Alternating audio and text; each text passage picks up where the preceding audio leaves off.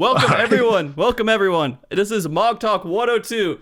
Sorry it's been such a ridiculous beginning to this show. This has been the most awkward show I think we've ever had to do.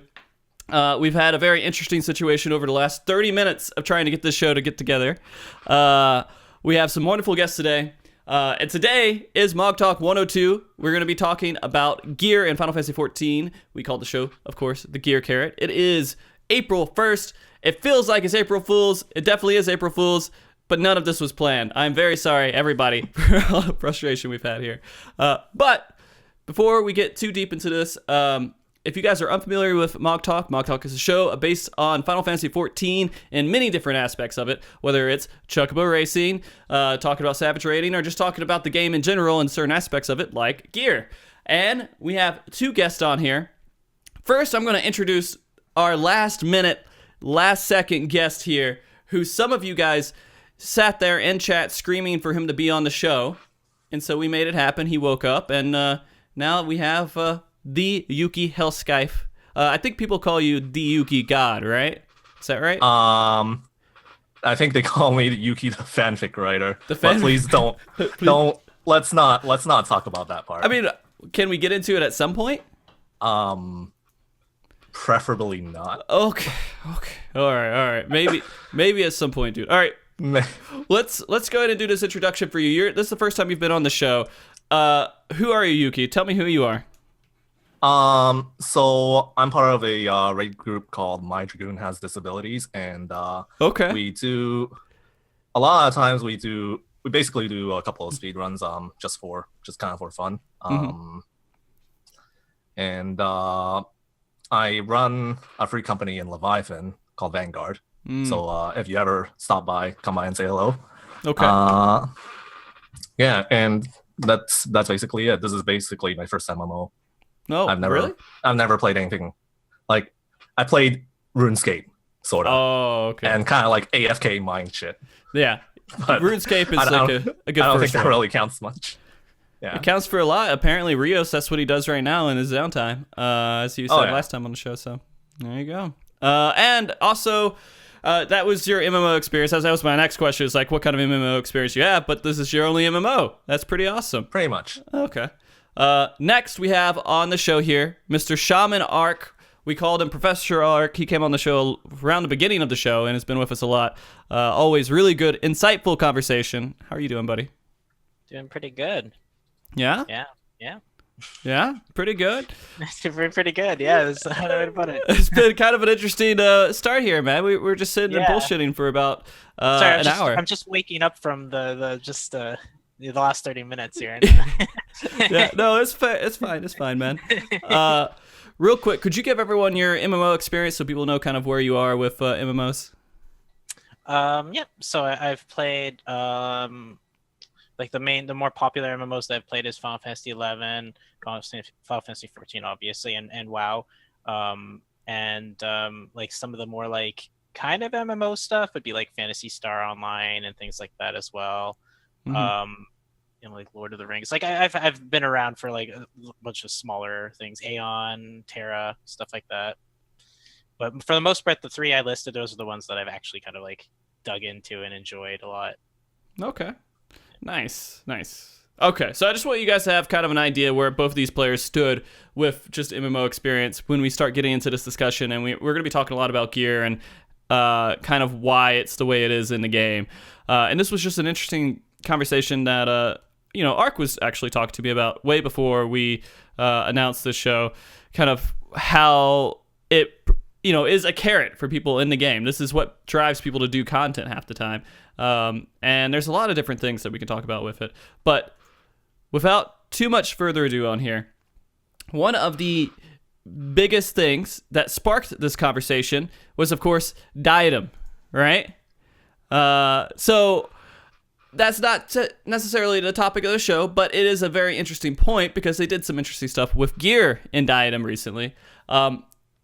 Let me get your experience here with Diadem, both of you. Arc first, how much experience do you have with Diadem?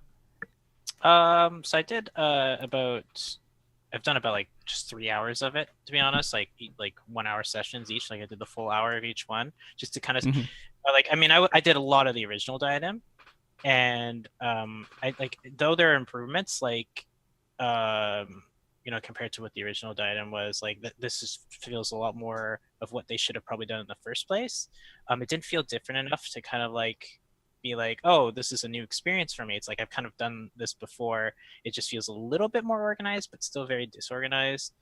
But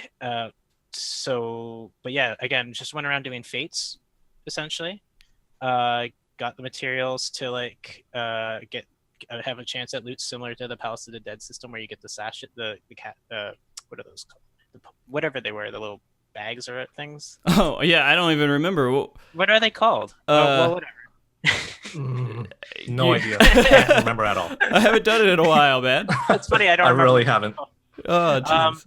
But essentially, it's the same. It's a very similar system, and there are some bosses that spawn boss fates that spawn that can give you better loot, and then there's of course the emergency fate or the emergency boss fate that occurs in the middle, which throughout my entire duration of doing them, I actually never could get one to spawn, and I was just like, I could keep doing this for a really long time, but if it's really that rare, I'm already not enjoying the content as it is right now to wait for it to occur. So I could just sit AFK in a run, but Right.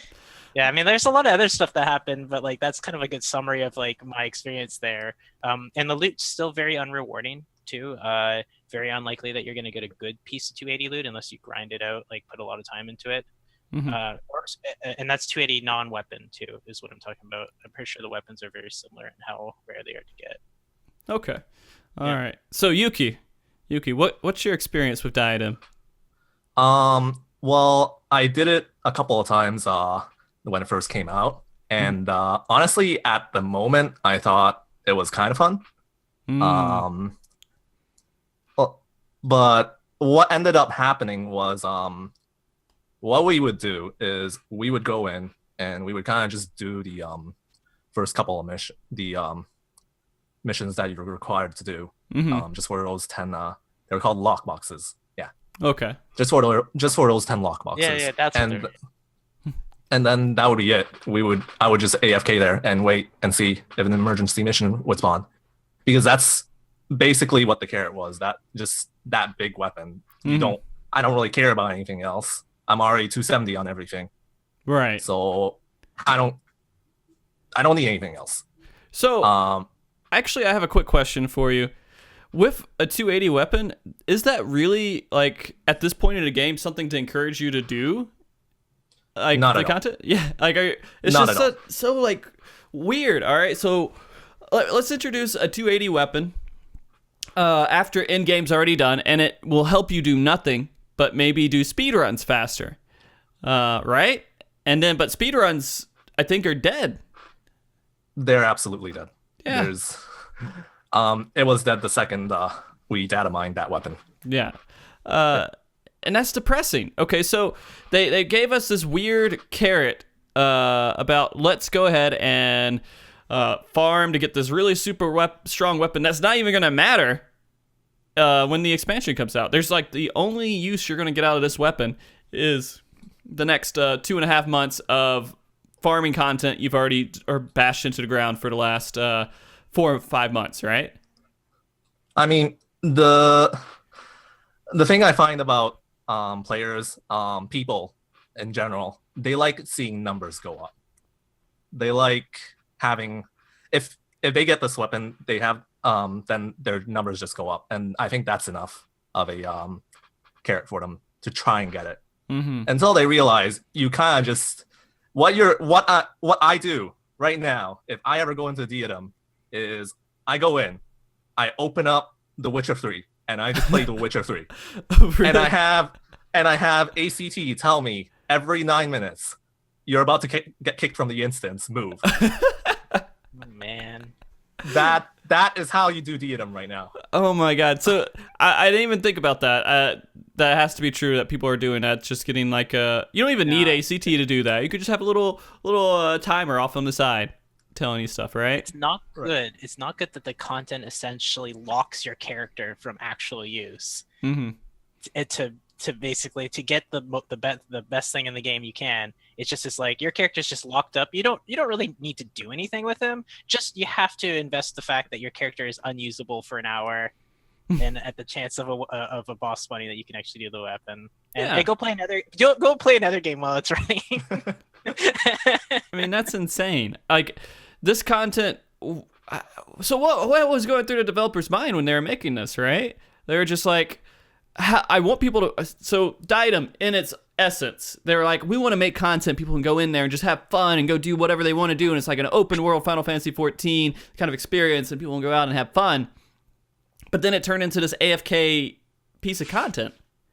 Now, like, if they released Diadem the way it is now, and obviously with the weapons being a little bit scaled back a bit, if they released this when it was supposed to be released back in 2.1, it would have been much more popular, I think, the way it is now. If this is the first way we saw it, and there were like 220 weapons that you could potentially get that might give you a little bit of a leg up in the next raid tier or something like that, people would do it. It would be a little bit more fun because it'd be the new experience. It would last probably just between 2.1 and 2.2. It still wouldn't be the most amazing content, but I think people would be a little bit more invested into it and enjoy it a bit more. But like I said, it didn't feel too much different compared to the original one.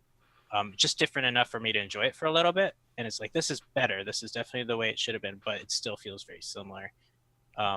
So that's what it feels like. It feels like this is like 3 patches late, this content. Like, this is something you developed way back in the past, and it's not really relevant anymore. It feels weird that it's being released now, almost, in a sense. Do you agree with that, Yuki? For the most part, yeah. I honestly think Diadem could have been really fun. Just that, for the most part, gear is not that enticing. The material is not useful anymore. Whether the gear is useful or not in the next raid was debatable. And since we found out that you just get 220, we just got 220 crafted. Or we just got the next highest level of crafting gear, then then the gear turns out to be not that useful. But yeah, I definitely agree with the majority of what ShamanArkk said. Yeah.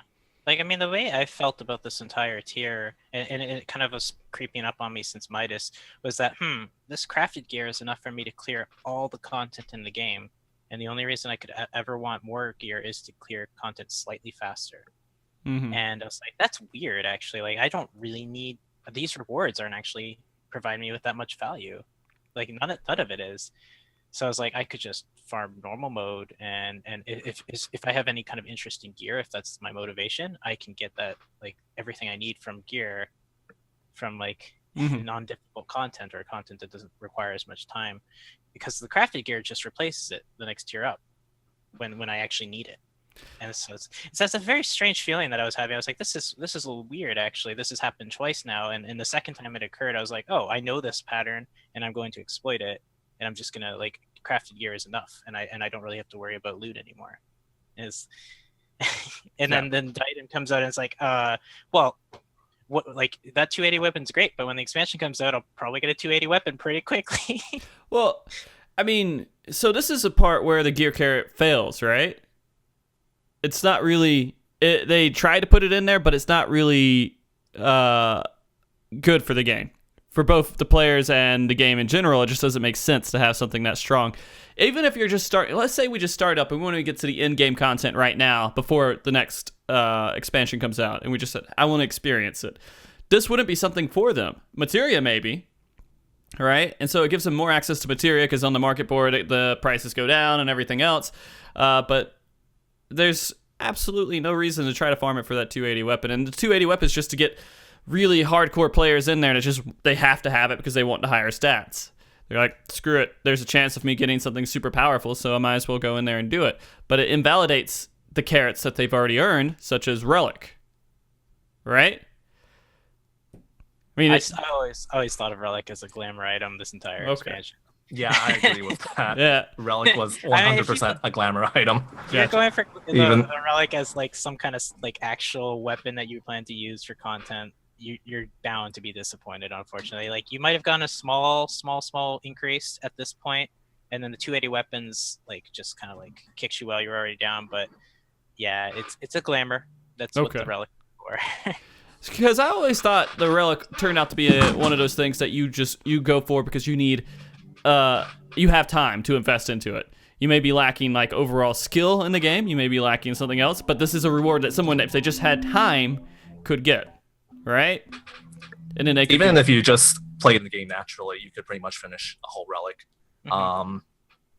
I basically I finished a 4th relic actually. Really?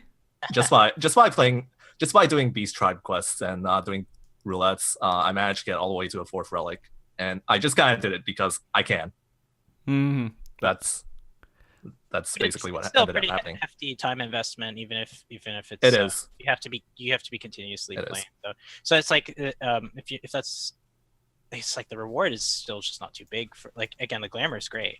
Well, for some of them, if you like the glamours, but yeah, it's still like, as far as like a big reward that you get at the end of it, like people who don't find the content fun that they're doing up to the stage of that, they're not going to grind it. And then even then, you kind of want people to grind content that is actually fun too. So you got to want that win-win. You get a nice reward at the end, and the content's actually fun. You enjoy the experience of going there, which the first relic stage was. I mean, we took the grind that occurred with the light and everything like that. That wasn't so bad the first time we went through it. After that, people were like, "Oh, it's the same thing again. It's the same thing again." Okay, we're like, I've did this once already. It was pretty cool the first time. Now I'm not really that interested in it. You need to innovate this relic stage. Don't copy what you did last time in ARR.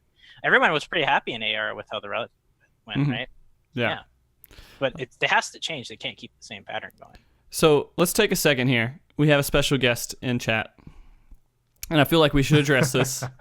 It's Arthus. You guys might not know about him. He's been on the show a few times. And you know, he might have been planned for this show, but in the end, he didn't exactly make it here in time. You know what? So there is something called Pacific time, Arthus. And you know, let's do this. Arthus, here you go. I'm gonna put this in here in Discord.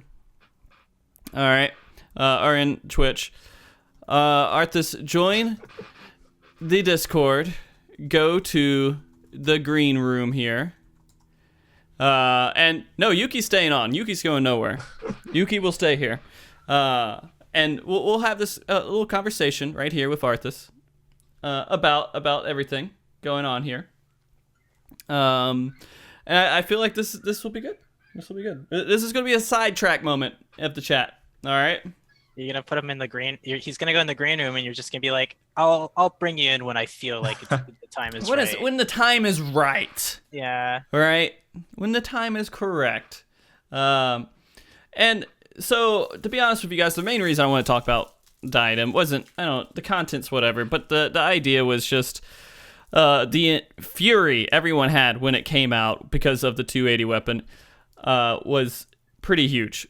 Do you guys feel like the fury of everyone's expectation, or not expectation, that's the wrong way to say it. If everybody who was upset were justified in being upset? I would say so. Okay. I would definitely say it was justified. This is when we first discovered this weapon, we were just like, we've had the relic weapon for 9 days.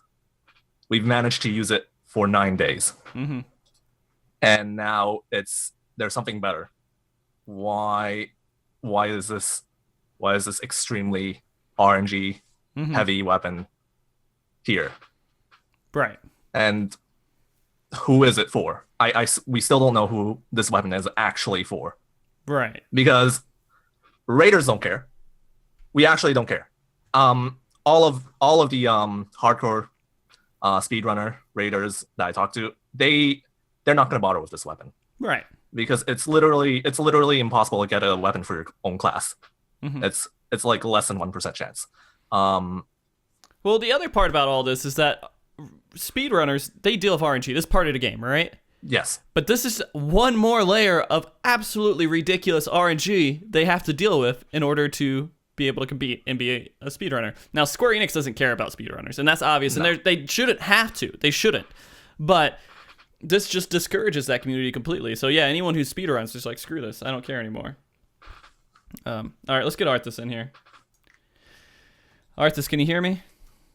Oh, you're muted, right? Hold on, you're muted. I have to unmute you. Or no, maybe that's your self-mute. Maybe you've muted yourself because I don't have you actually chosen as muted at the moment. So, Arthus, fix your stuff, dude. There you go. He'll come in eventually, and we'll hear his voice as soon as he does come in. There's also 280 like other pieces of gear though, right? Like I don't. No, the weapon is the just only piece. Oh, okay, I thought okay. So it's just a 260. It's why it's so weird. It's just the only piece right there. I see. Yeah. Yo, you hear me? I hear you. Arthus. Yo, dude, what the fuck, man? American time! Oh, hold on. I gotta turn you down. All right, try it again. Say that one more time. Fuck, American time. Come on, Arthus. All right, so Dude, I double, triple checked before I went to nap, you know? Holy shit, man. What? Fucking American time! what did you? Called it. I told you what the problem was. I was like, he's gonna be here in an hour. So, Arthus, what time did you think the show started? Like, 1 hour, no. 1 hour from now, wait, what? Wait, no, like, right now. You don't even know now, Arthus. No, like right now it's 5:51 a.m. in my time, and Eastern is usually 12 hours. And I double check on the website, again, like before I went to nap, and then suddenly, you know, all my Discord is like everybody paging me. I'm like, what the fuck is going on, guys? And then they're like telling me, dude, it's time already. I'm like, oh god. Okay, Arthus, you are the second guest to ever completely screw up time. Okay, let me check. The other guy an Asian as well? No, he's Australian. It's the same, man. Wait, is it at this? yeah, It's been 2 guests and 1 host, though, right, Frosty? We Australian, Singaporean. We don't have like daylight savings. I mean, I know there's daylight savings. You know, I raided with NA before, but usually we always have like, yeah, you know, it's how many hours from now? Dude, I went to check the website, man. Like, is the website wrong? All right, so are you looking at Eastern time or are you looking at Pacific time? I look for EST. All right, so the Because, show the is last 2 p.m. document you sent Pacific. me, it says 5:50. Wait, is it 4? Yeah, 4:30 Eastern, right? Yeah, That time. yeah. Yeah. And then now it's like start time is 5 p.m. Eastern, right? Okay. So it's like in 8 minutes, man. 8. So, all right, hold on. The time conversion, if you did 5 p.m.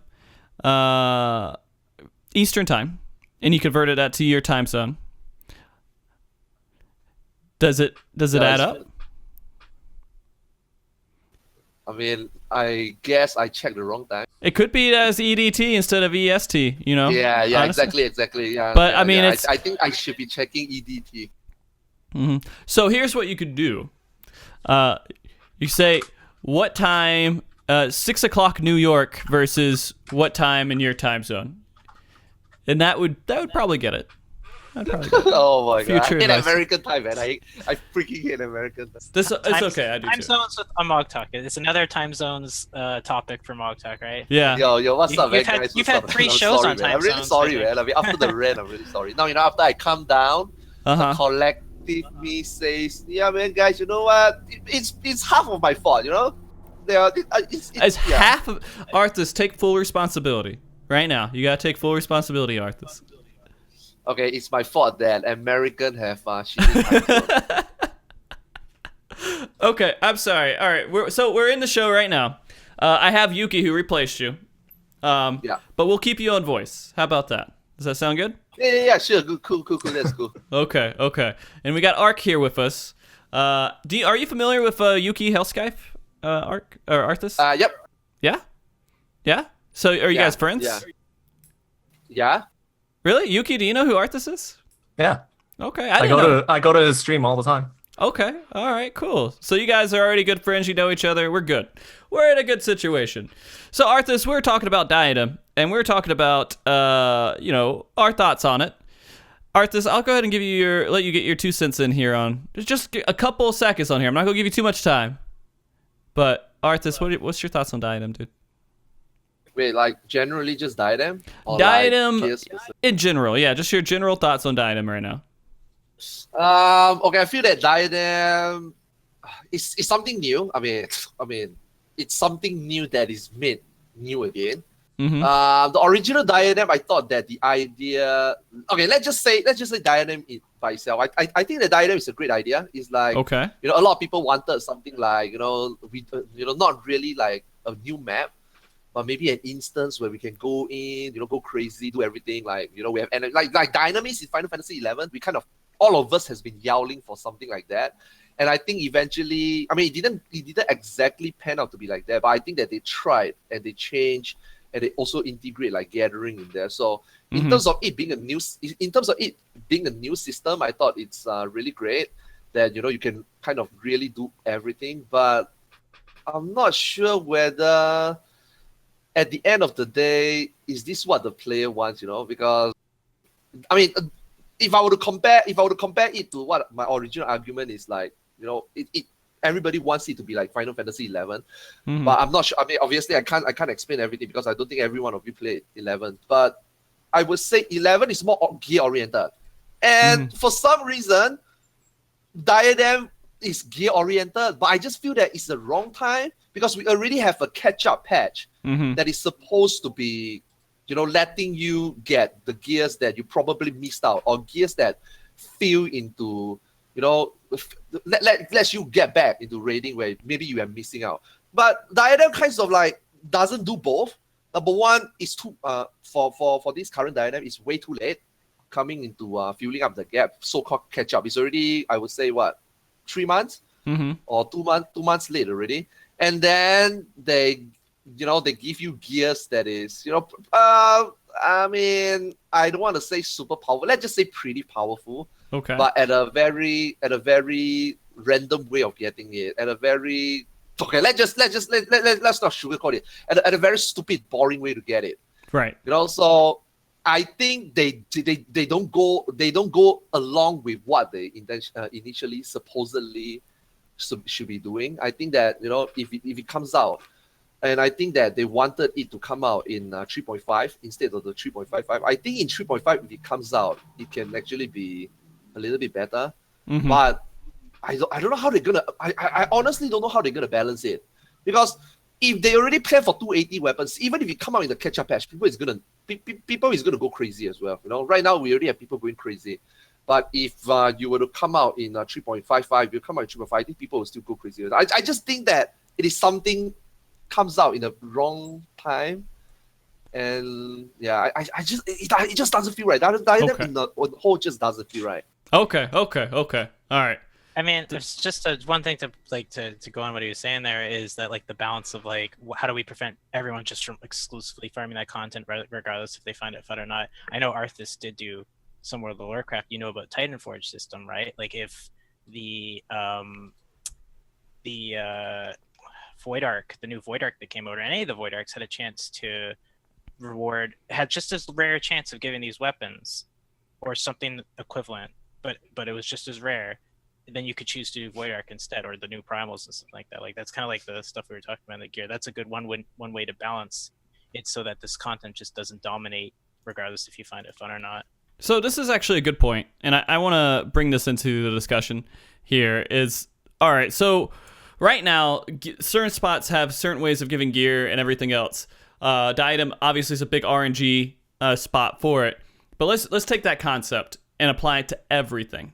Everything has an RNG part of getting a 280 weapon. Sometimes it's super rare in some areas, and sometimes it's a little bit less rare if it's a harder bit of content. Would you guys want gear to be earned from all different types of content with that RNG factor in there, as if it's a heavy RNG factor? And Yuki, I'm going to ask you first, Yuki. This fully depends if we're talking about the Diadem one in its current form, where basically all the stats are random, because I honestly hate random stat gear. You never played Diablo, did you? I did play Diablo. I hated I hated how Diablo was initially, where you can get any kind of gear, and it would have the most random ass stats on it. It could be the most useless thing in the world. Right. But then I really like the way they did it. I really like the way that Diablo turned into now, where it kind of just always rolls for the stat of your main class. Mm-hmm. So I actually do enjoy Okay. how Diablo is right now. Yeah. All right. So if you could do a 4-man right now and have a chance at getting a 280 weapon, would you think that would be a bad idea or a good idea?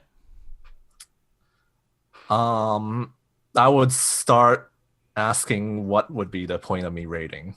Okay, And- okay. So that's a good point. Now, that's where I think a lot of this thought process falls, and I don't know how WoW operates with it. Do you have to do the hardest content to get the best weapons still in WoW, Arc? Just one thing before I say the point. Is Arthus Sure. able to hear me right now? I'm not sure. Arthus, are you able to hear Arc? Me and Yuki, I'm not sure. No. Oh, I you was can't about hear to either say one that. of them? You Oh. can hear Yuki though. Oh, okay. Let me Okay. unmute you. And then I'm going to turn You have to use push to talk. Yeah, in the yeah, Discord. using- Talk for so here. yeah, I'll just have to remember that.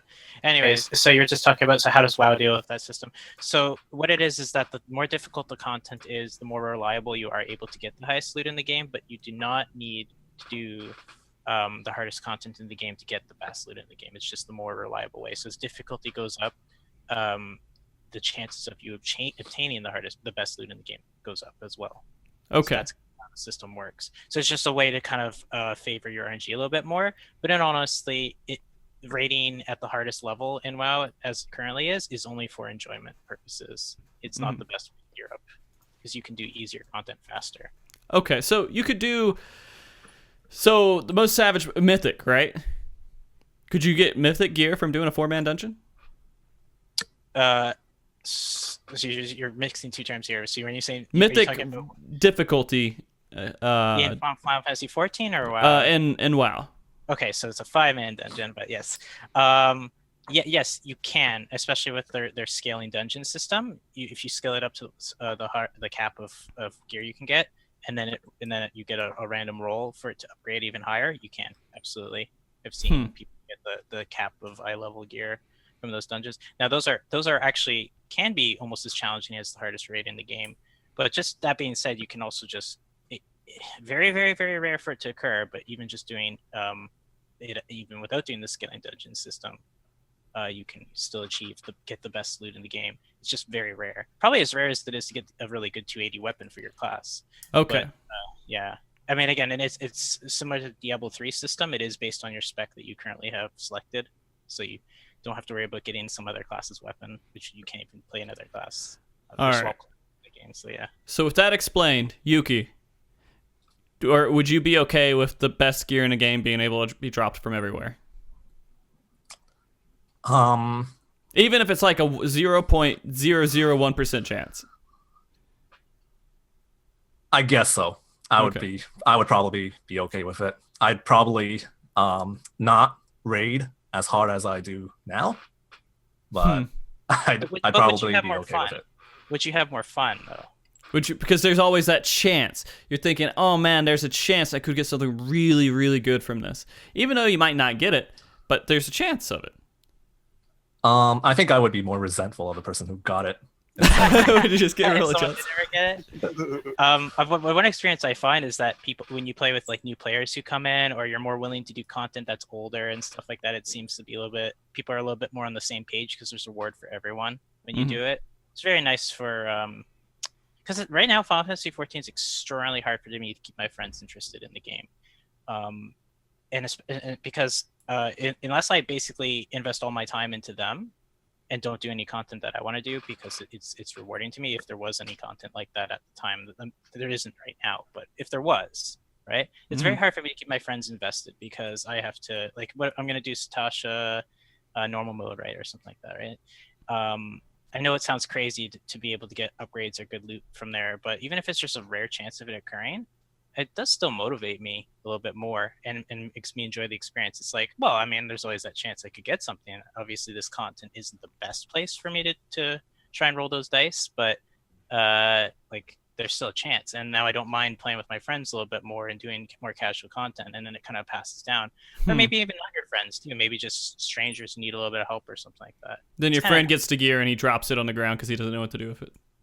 I mean, it could happen, but I mean, again, if I'm not going out raiding really hard, it's like, oh, it's just like a nice little bonus or something like that. And then there's that infinite scaling dungeon that I talked about that's where I think that's too far out of Final Fantasy 14's hands. I can't see them doing that. I mean, yeah.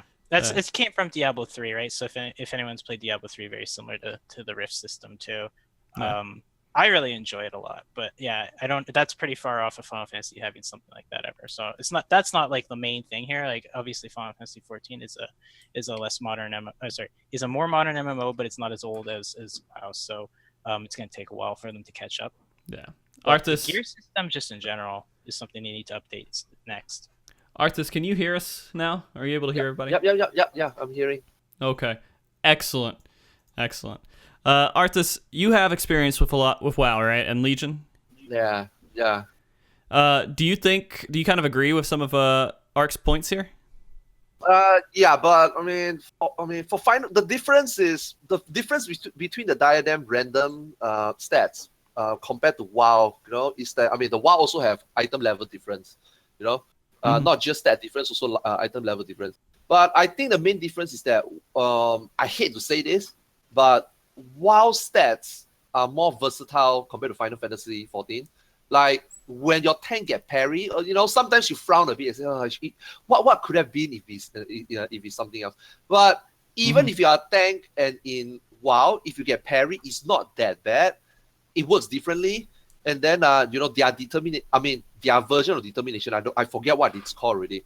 Compared to ours, versatility. Versatility, yeah. Versatility. They work different from determination.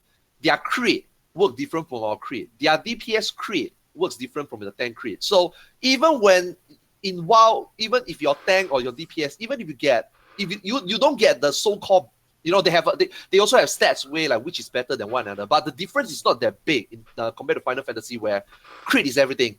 Otherwise, determination. Otherwise, I don't even know what the fuck is the third you should get. Maybe skill speed. Yeah, maybe skill speed.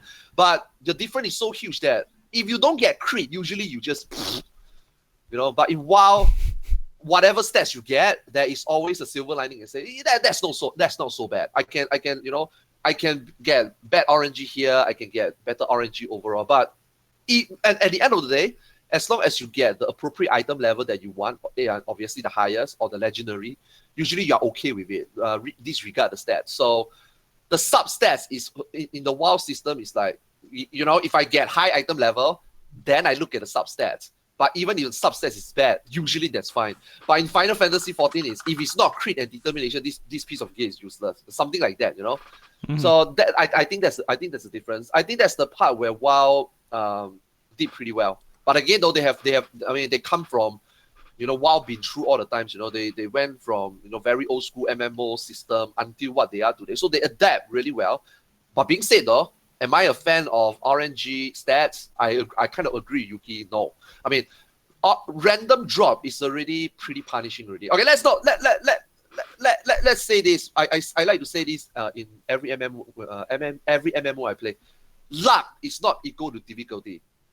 Even if somebody who is really, really, really good can be a world first raider, let's just say an Elysium person, let's just say an Anger person, if they get this specific piece of gear and they work for it, there is always another newbie that probably, the usual story. Oh my God, guys, is this drop rate 100%? I just went in today and I just got this legendary drop. They can just get this lucky. Should they be put in the same category? Obviously not. But when you have a random drop system, this can happen, and I'm not a big fan of it because, I agree with Yuki. Then I start to question myself: why do I go hard into raiding? You know what's funny? I want to share this experience. You know what's funny? Let's not talk about this, Ninja, please. No. Okay. Something in WoW. Okay. I've been when Legion came out, up to this point where I got my first legendary, I went hard. I played everything except for mythic raiding because, mythic raiding is I think that time is only server specific and. During that time, the patch came out in Final Fantasy Creator, so I stopped playing that. But from day one until that day where I quit, I've been doing everything almost weekly. My Mythic Plus whenever I can. I do everything just to get a legendary. I couldn't get it, and then all these noobs that I see with legendary, they always say that they got lucky from say a heroic run, not even Mythic.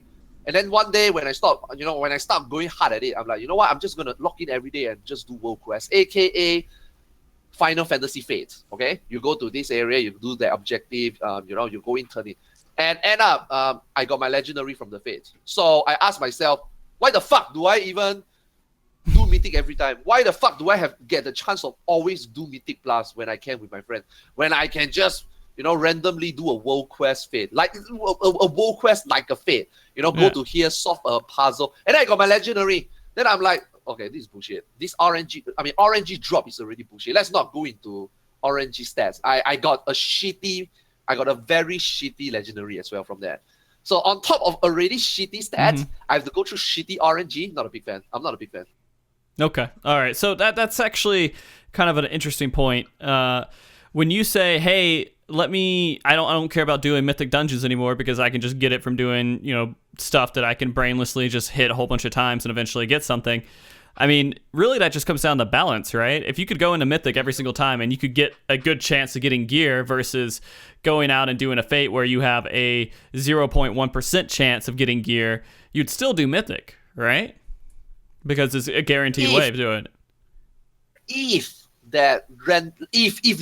Let's just say in World of Warcraft, if legendary gear drops only in raid, that would be a lot more different than saying, hey, you know what, guys, this is how Legion initially sells, right? Everybody is gaga over it, right? Wow, guys, you can get orange gear, legendary gear by doing anything. You don't have to be hardcore. Every day you just play X amount of time. At a specific point of time, you will have this so-called bad luck protection.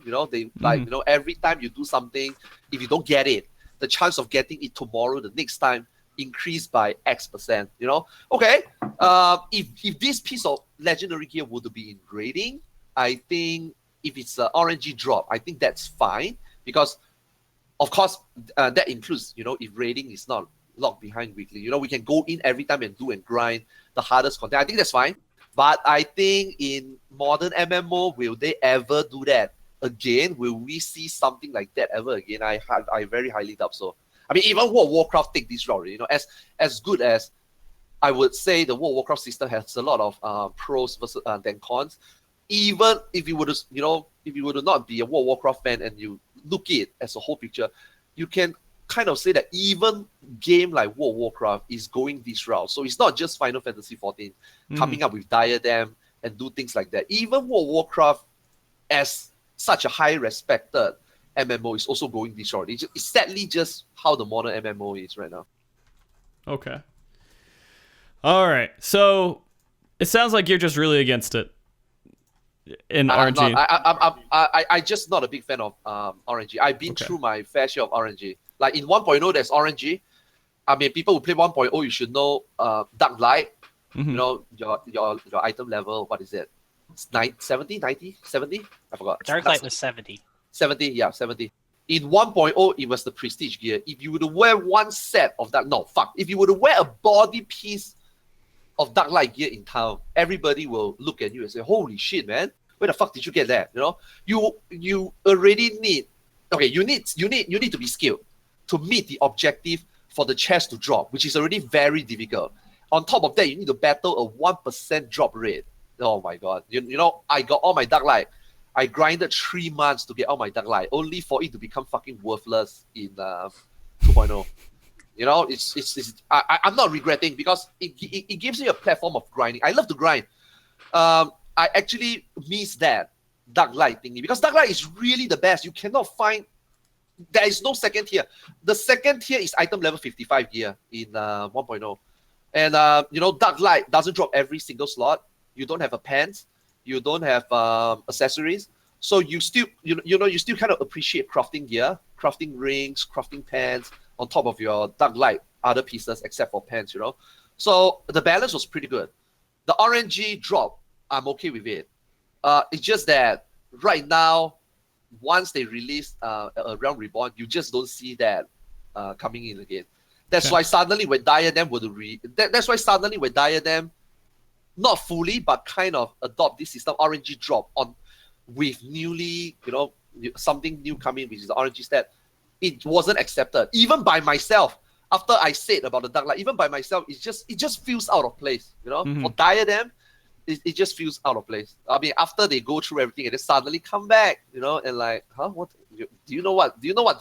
You know, Yoshida, do you really know what you want to do with Diadem? You know, that's what I feel. Okay. All right. So this is pretty funny because like it's really just 3 people listening to Arthus talk right now on the stream, and I feel pretty bad about that. Yeah, I'm sorry, man. Yeah. Yeah, because you're not on camera, so no one can see your ridiculous facial expressions right now, right? Oh, man. I'll tell you what, Arthus. I'll tell you what. Are you ready to be on cam? Yeah, should be. Wait, you're gonna Skype me? No, it'd be on Zoom. It'd be that Zoom link I sent you. Yeah. It's gonna be more fun, I think. All right, so what I might do, I don't know if I could get you into a cam spot. I would have to rebuild another layout, right? And so what I might do is just kind of throw you in the corner. You okay being thrown in the corner? Yeah. Sure. All right. It's going to be completely unprofessional, but that's what we'll do. And we'll take 2 seconds to kind of get the organized cameras here. So go ahead and accept the Zoom invite real quick. And I'm going to mute you on Discord so I won't hear you anymore. All right. And I muted you. I can't hear you anymore. You have to go into, it's in Twitter. You got to go over there and get on Twitter. And as soon as... You guys can tell me if he's saying something stupid if you can still hear him. I don't know. I don't know. Should we keep talking about the show while we do this too? Or? No. We're done. We're done talking. Never talking again, Arthur. I was just gonna. Well, we waited. Okay. Yeah. All right, hold on. Now I gotta fix all the cameras, because Yuki and him are sharing a camera spot right now. Hold on real quick. You guys are in the exact same one, so I gotta completely fix that now. All right, and so we're gonna throw you over here. God, professionalism for days. It goes guest 4. Move this over here. Bring that down. All right, and then fix your face a little bit stretched there. You'll just be kind of down here below me, Arthus. All right. And I can hear you now. So. Can you hear me? Yep, I can hear you. Okay, yo, I'm really sorry, man. I'm really sorry. I fucked up the time. Say sorry again. I'm really sorry. I'm really sorry. All right. That's fine now. Frosty's new ringtone or something. Yeah. I'm gonna record it. It's gonna be my new ringtone. Definitely gonna make it my new ringtone. Hold on. Here we go. We got Arthus now. I just need to fix Yuki. Give him his own little room here. All right. Move this over. And Yuki, again, thank you. Thank you for being such an awesome replacement here for Arthus for a bit. And I'm glad that we got you on the show because that means that we're gonna have you on future shows too. Nice. Yeah, Yuki is great. Yuki is great. All right, so I have you a spot. You're kind of down here at the bottom, Arthus. You can put me anywhere, man. I deserve it. You know, put me in the trash can. Make a trash can. I will make a trash can. I'll throw you in it. Yeah, it's okay. All right, there we go. Now the other part. Okay, so we talked about luck with RNG. Luck, RNG, and they're the same damn thing. Okay, but we were talking about that with gear and everything else and how you achieve it. And obviously, it's something that's interesting. It's an easy way to provide interest for content, but people like Arthus they don't give a shit. You don't like luck, man, right? If it's the only system where I have to give a shit, I will try to give a shit. But as late as it comes in, and as it's so RNG, backtrack a little bit. Okay, just now we're not going to talk on RNG for too much more because we got another spot everyone to hit. Real quick. Yeah, like if you just go back and say, I don't like how RNG it is, but at least the RNG is like you do anything and then you can get it. But if you were to put a system in just Diadem, I have to go in every single time to tackle that shit. No, not a big fan. Not a big fan. Okay. Yeah, I can definitely agree to that. Yeah. All right. It kills primals. It kills the Void Arc stuff. It kills. It's just it's such a strange thing to do. Yeah, it's really weird. If I'm gonna invest any time into Final Fantasy XIV right now, it's like, well, I guess it would be Diadem, but I don't like Diadem. I guess I'm just not gonna play it. The saving grace is that the percentage is so low to get one that you just don't care anymore. You just don't do it either. Yeah. It has to. You just pretend it doesn't exist. Content has to be fun. I know that it's much worse for hardcore players or very especially in WoW and in this game too. When you're talking about the world first raiders, the people who now this a very small population of the gaming community, of course, but it is much harder when you add more RNG, more luck, and diversify like where your gear can come from. But it does work out a lot better to keep people invested, and generally then you can focus more on just making the game fun too.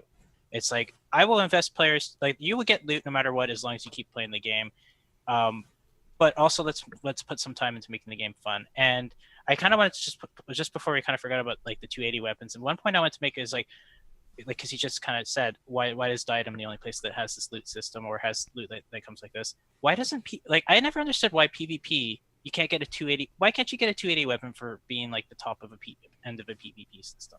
Do you guys think that you should be able to get PvE gear from PvP? It works pretty well in WoW. Like, it actually, you can actually get fast queues. People enjoy playing the game because everyone does some kind of amount of PvE. So it's nice that you have that connection and content. Separating them, it doesn't work out too well because then you split the player base a little bit too much. And then you get really slow queue times, or the PvP community might just die or something like that, because it's MMO PvP, right? It's the same things with, like, if you add in a game within a game, sometimes it doesn't work out because it's like, there's this game just focuses on PvP. Why don't I go play this game instead? Mm-hmm. And if I want to play an MMO, I'll play an MMO, and if I want to PvP, I'll do this. It has to kind of like stay connected in some way, or else people, like, if I want to do Lords of Vermilion, I'll go play a game that's just that, maybe on my phone or something like that. I don't need to do it in Final Fantasy 14. Yeah. There's no game like Lords of Vermilion. No game. Chocobo Racing's another thing. Like any of the Gold Saucer stuff, a lot of the side content, it is actually not bad, and it can be fun if they invested a little bit more into it. But it also has to reward my time. Like if I'm a raider and I have limited time, I have to only do content that's going to progress my like what I do as a raider, and I'll never really think about PvP or doing Gold Saucer content or the other cool content that come out, or even just doing fates in the open world, hunts and stuff like that. I mean, and then they just kind of fixate a one area of the game at a time. It's like, oh, here's where all the loot is right now. Don't look at the rest of the game. That's for the new players who haven't seen it before. It's like, I kind of like what the rest of the game has to offer. It's just, you wish it all kind of like funneled into PvE in some way, like you would be rewarded. Because I mean, that's kind of what this game is, a PvE game. Yeah. So I guess that would kind of make sense. Yuki, what are your thoughts on that, man? In the context of rating, I actually like the way the current system works. Oh, really? Yeah, I actually like how I don't have to do anything but raid to be a good raider. I like this kind of system because it gives people enjoy different things. I don't think it's a great thing to just kind of make them want to do everything at once when they don't enjoy it. Like, I don't really enjoy PvP. And if there was a PvE weapon tied to the end of a PvP, let's say it wasn't just a weapon from like, it wouldn't be like that's the only place you could get it. It's just a place. You could get it's one avenue. Well. Like you're doing it, then eventually you get rewarded with something that is the main, technically, I guess, the main point of the game as they're advertising it, right? But I would just pick the easiest way to get that weapon. Always the easiest way. Just the easiest way. That's basically PvP how would be the easiest way. Definitely. No. If PvP was the easiest way, then I would hate it. Yeah. I would absolutely hate it. I mean, there's always going to be an easiest way. People will always find the best way, the fastest way to get something. The easiest way is doing Savage.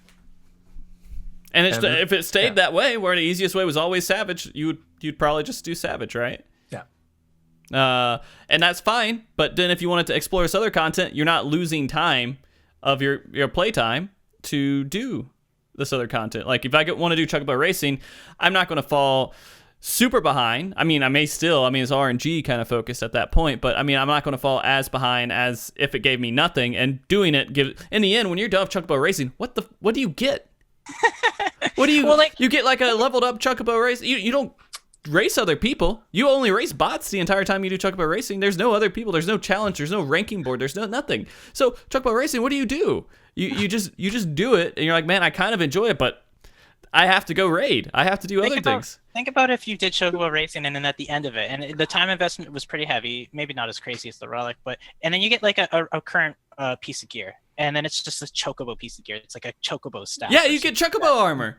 Well, and then people are going to look at you, and they're going to be like, oh man, that guy likes Chocobo Racing. It's like, that's how he chose to gear up his character, through Chocobo Racing, right?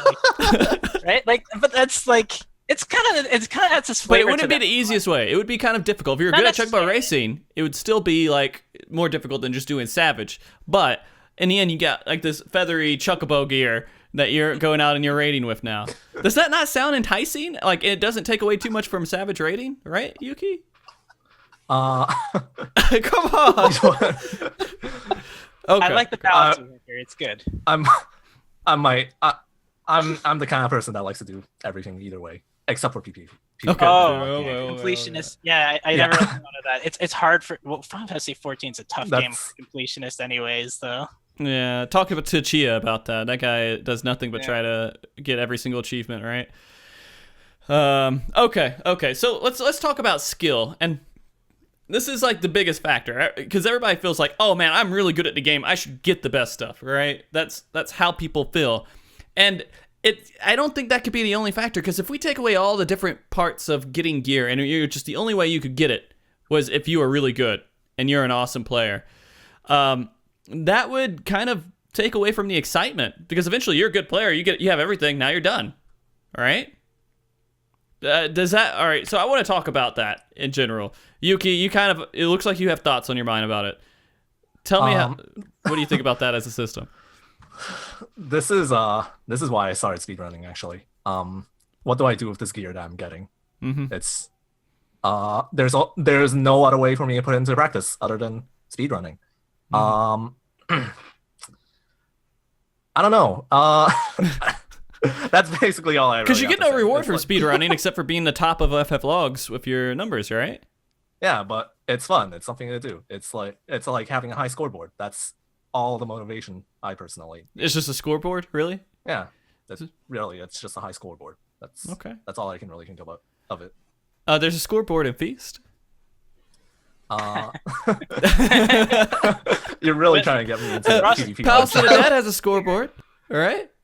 Have you ever thought about being on top of Palace of the Dead scoreboard? Oh my But god.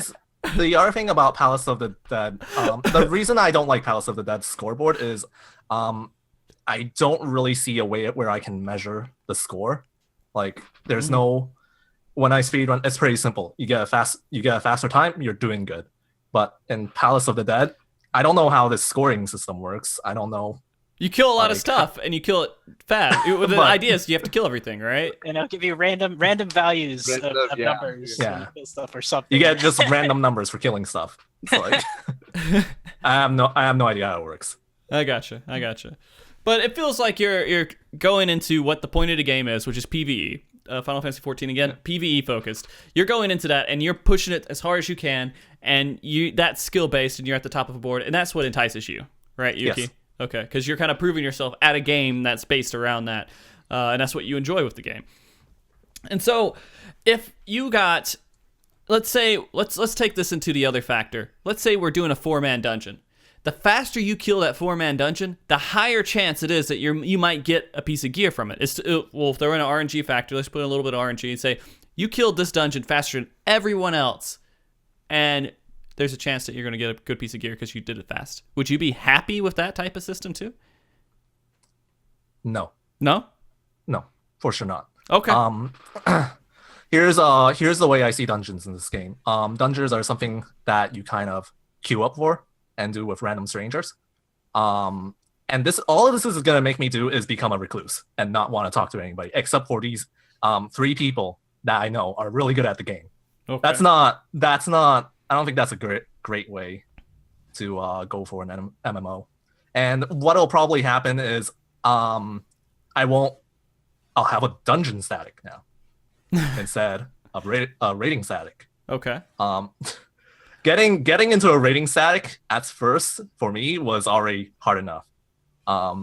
Cause this is, like I said, the only other MMO I've played was RuneScape, and you don't need to talk to anybody in there. So this is so just getting into a raid group and talking to everyone and meeting with people, that was actually really scary for me at first. Now you put this into the main focus of the game, which is dungeons, and now you're just gonna get a bunch of new players who are kind of like introverted, like me, like I was at the start, and they're just not gonna do any of this content because they don't want to be forced to like always run with a good group and stuff like that. Okay, I gotcha. So you think that it would just limit your scope of the MMO and being part of an MMO community, right? Yeah. And by the way, Yuki, I think you are officially the most memed guest we've had on the show. More than Riaz, apparently.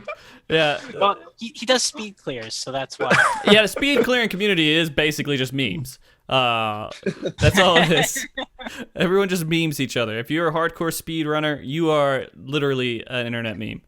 I mean, you turn yourself into that. It feels like, but that's the interesting part. That was the last show, so we won't go into that too much.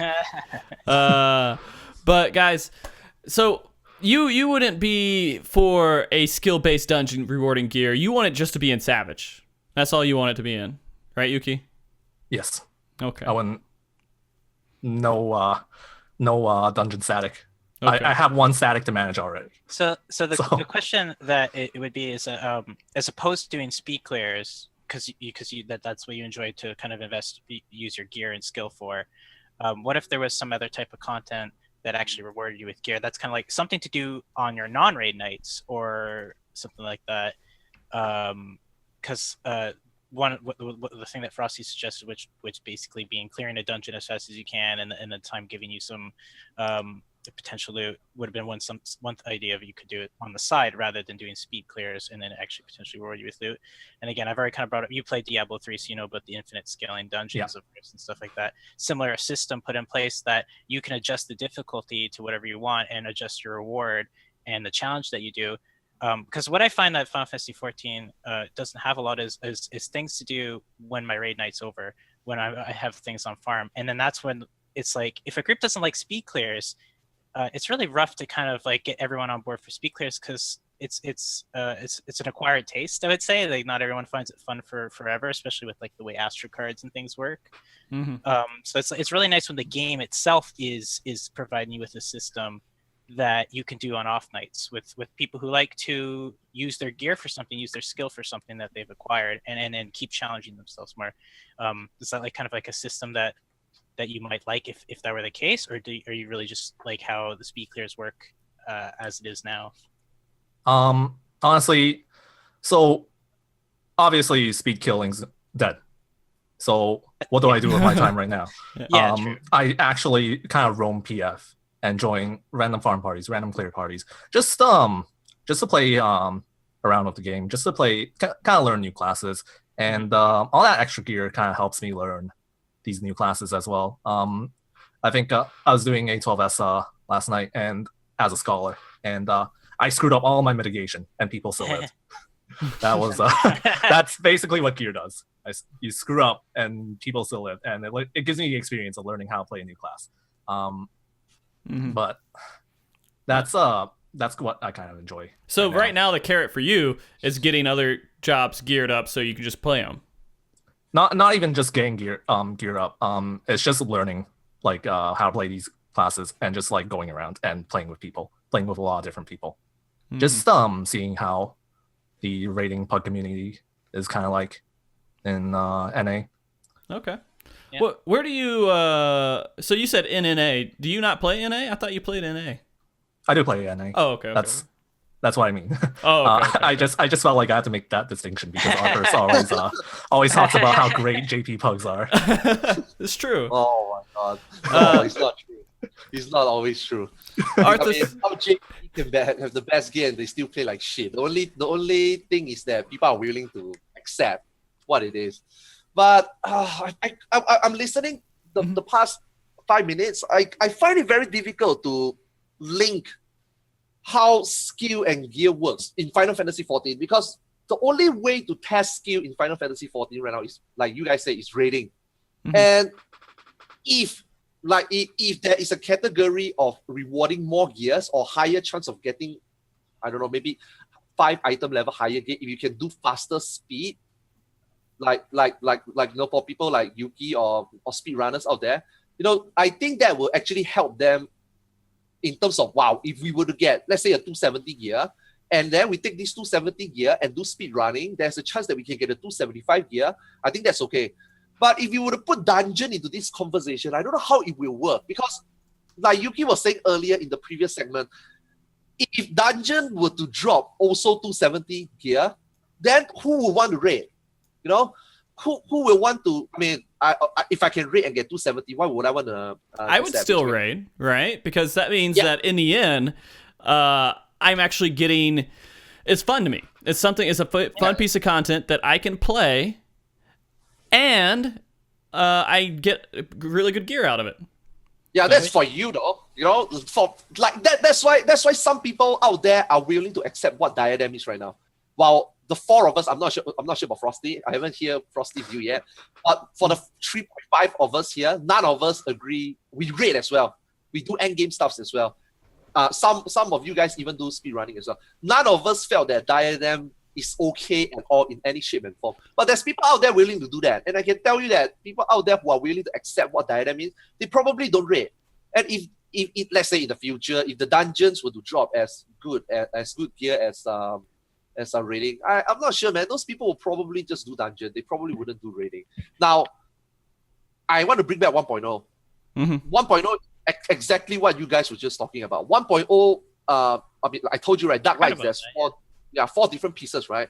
If you want to get a body piece, you will have to meet a certain objective to spawn the 5th chest. And one of the objective, I think, was to clear the dungeon within 20 minutes. So speed running is in it. Doing objective in the dungeon was one of the objective. Now, if there's no raiding in Final Fantasy 14, and this is 1.0, we call that the raid as well. Jezebel Darkhold, Carter's Cry, and Orenville, we call that raiding as well. If the raiding was to be system like that, I'm okay with that, because that was a very good system. That is as good as a system as World of Warcraft have in their Mythic Plus. You're right. It's the same. Yeah. It's the same. You kill fast, you tackle this objective thrown at you, you have a better chance of getting a gear even better than raiding. And the requirement was pretty strict in a Mythic Dungeon. Some of them, I mean, obviously, when you get more gear, you can challenge the plus. A lot of people has been saying, World of Warcraft and Mythic up to plus. I forgot what's the highest, plus 10, plus 15.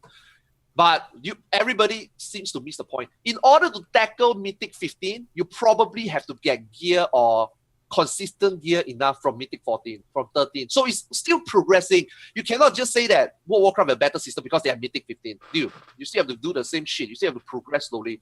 You still have to get gear slowly to get there. So it's the same, So now that is the system, because the gear you get from raiding, you apply to Mythic, you get up. You get more gear, better gear. It keeps you motivated. It's the same for 1.0. A lot of people say that Mythic is great, but a lot of people didn't play 1.0 or do research in 1.0. 1.0 had that system already. Killing specific mob in the dungeon, meeting an objective in sub-bosses. For example, I'm not sure whether you guys remember Carter Cry. The Queen, when you're fighting the end, the Marshal came out, right? There was a box objective that says if you were to kill the Queen before you take down the Marshal, another chest will spawn. If you were to defeat a specific cacto in the dungeon, a chest will spawn. If you were to do this dungeon in 20 minutes, a chest will spawn. If you were to just kill the boss, a chest will spawn. So there's total 5 chests, 5 objectives. And then this objective gives you different gear slot. And then you kind of, you want to do it. But if raiding were to be in place, how are you gonna have the balance between, if I were to do dungeon only, I justify to get this gear, and then this piece of gear can let me do something else. I'm not sure whether there will ever be a chance to make a balance, because if you were to say even PvP, PvE, Fates, all these things have a system where you drop a single. Then isn't it the same as the World of Warcraft, legendary system? Is that what we want here? I'm really not sure. I think it's difficult. For Final Fantasy, I think it's difficult. But yeah, I definitely feel that raiding should drop the best gear because it's the hardest. And people who don't raid, I don't want to offend people who don't raid. People who don't raid, let's be really honest, you don't need that gear, okay? You don't need that gear to do dungeons. You don't need the gear, And I never understood this. Raiding drop the best gear. I'm okay with that. And casuals, we used to call them in Japanese we call them the soldiery man. We used to call them the poetics man. We used to call them shit, man, I don't even remember the current the current tombstone right now. So basically, we just call them like the tombstone name. You know, you are people like this. You only grind casual content to get tombstone gear. To be really honest, although they are 10 item level lower, I think this fucking casual deserve it. They don't need a crystal tower to have a catch-up patch for them to get twine or code or even weapon upgrade. Relic, you can do relic. I'm okay with that because putting in time to grind that shit kind of justify a little bit on how those I mean, they are also not best in slot. Let's be honest. They are only best in slot until now, right? Like in 3.5. So I'm actually okay with the relic system. But for armor, I think those people that only do dungeons, I think they deserve that. They don't need. I think they don't need an upgrade in Diadem. No shit. In the Void Arc series to get an upgrade. I think they deserve it. They don't need that high level. You know. This guy can live without it. Don't care about how gear drop from dungeon to cater. They gotta get something from the dungeon. They gotta get something.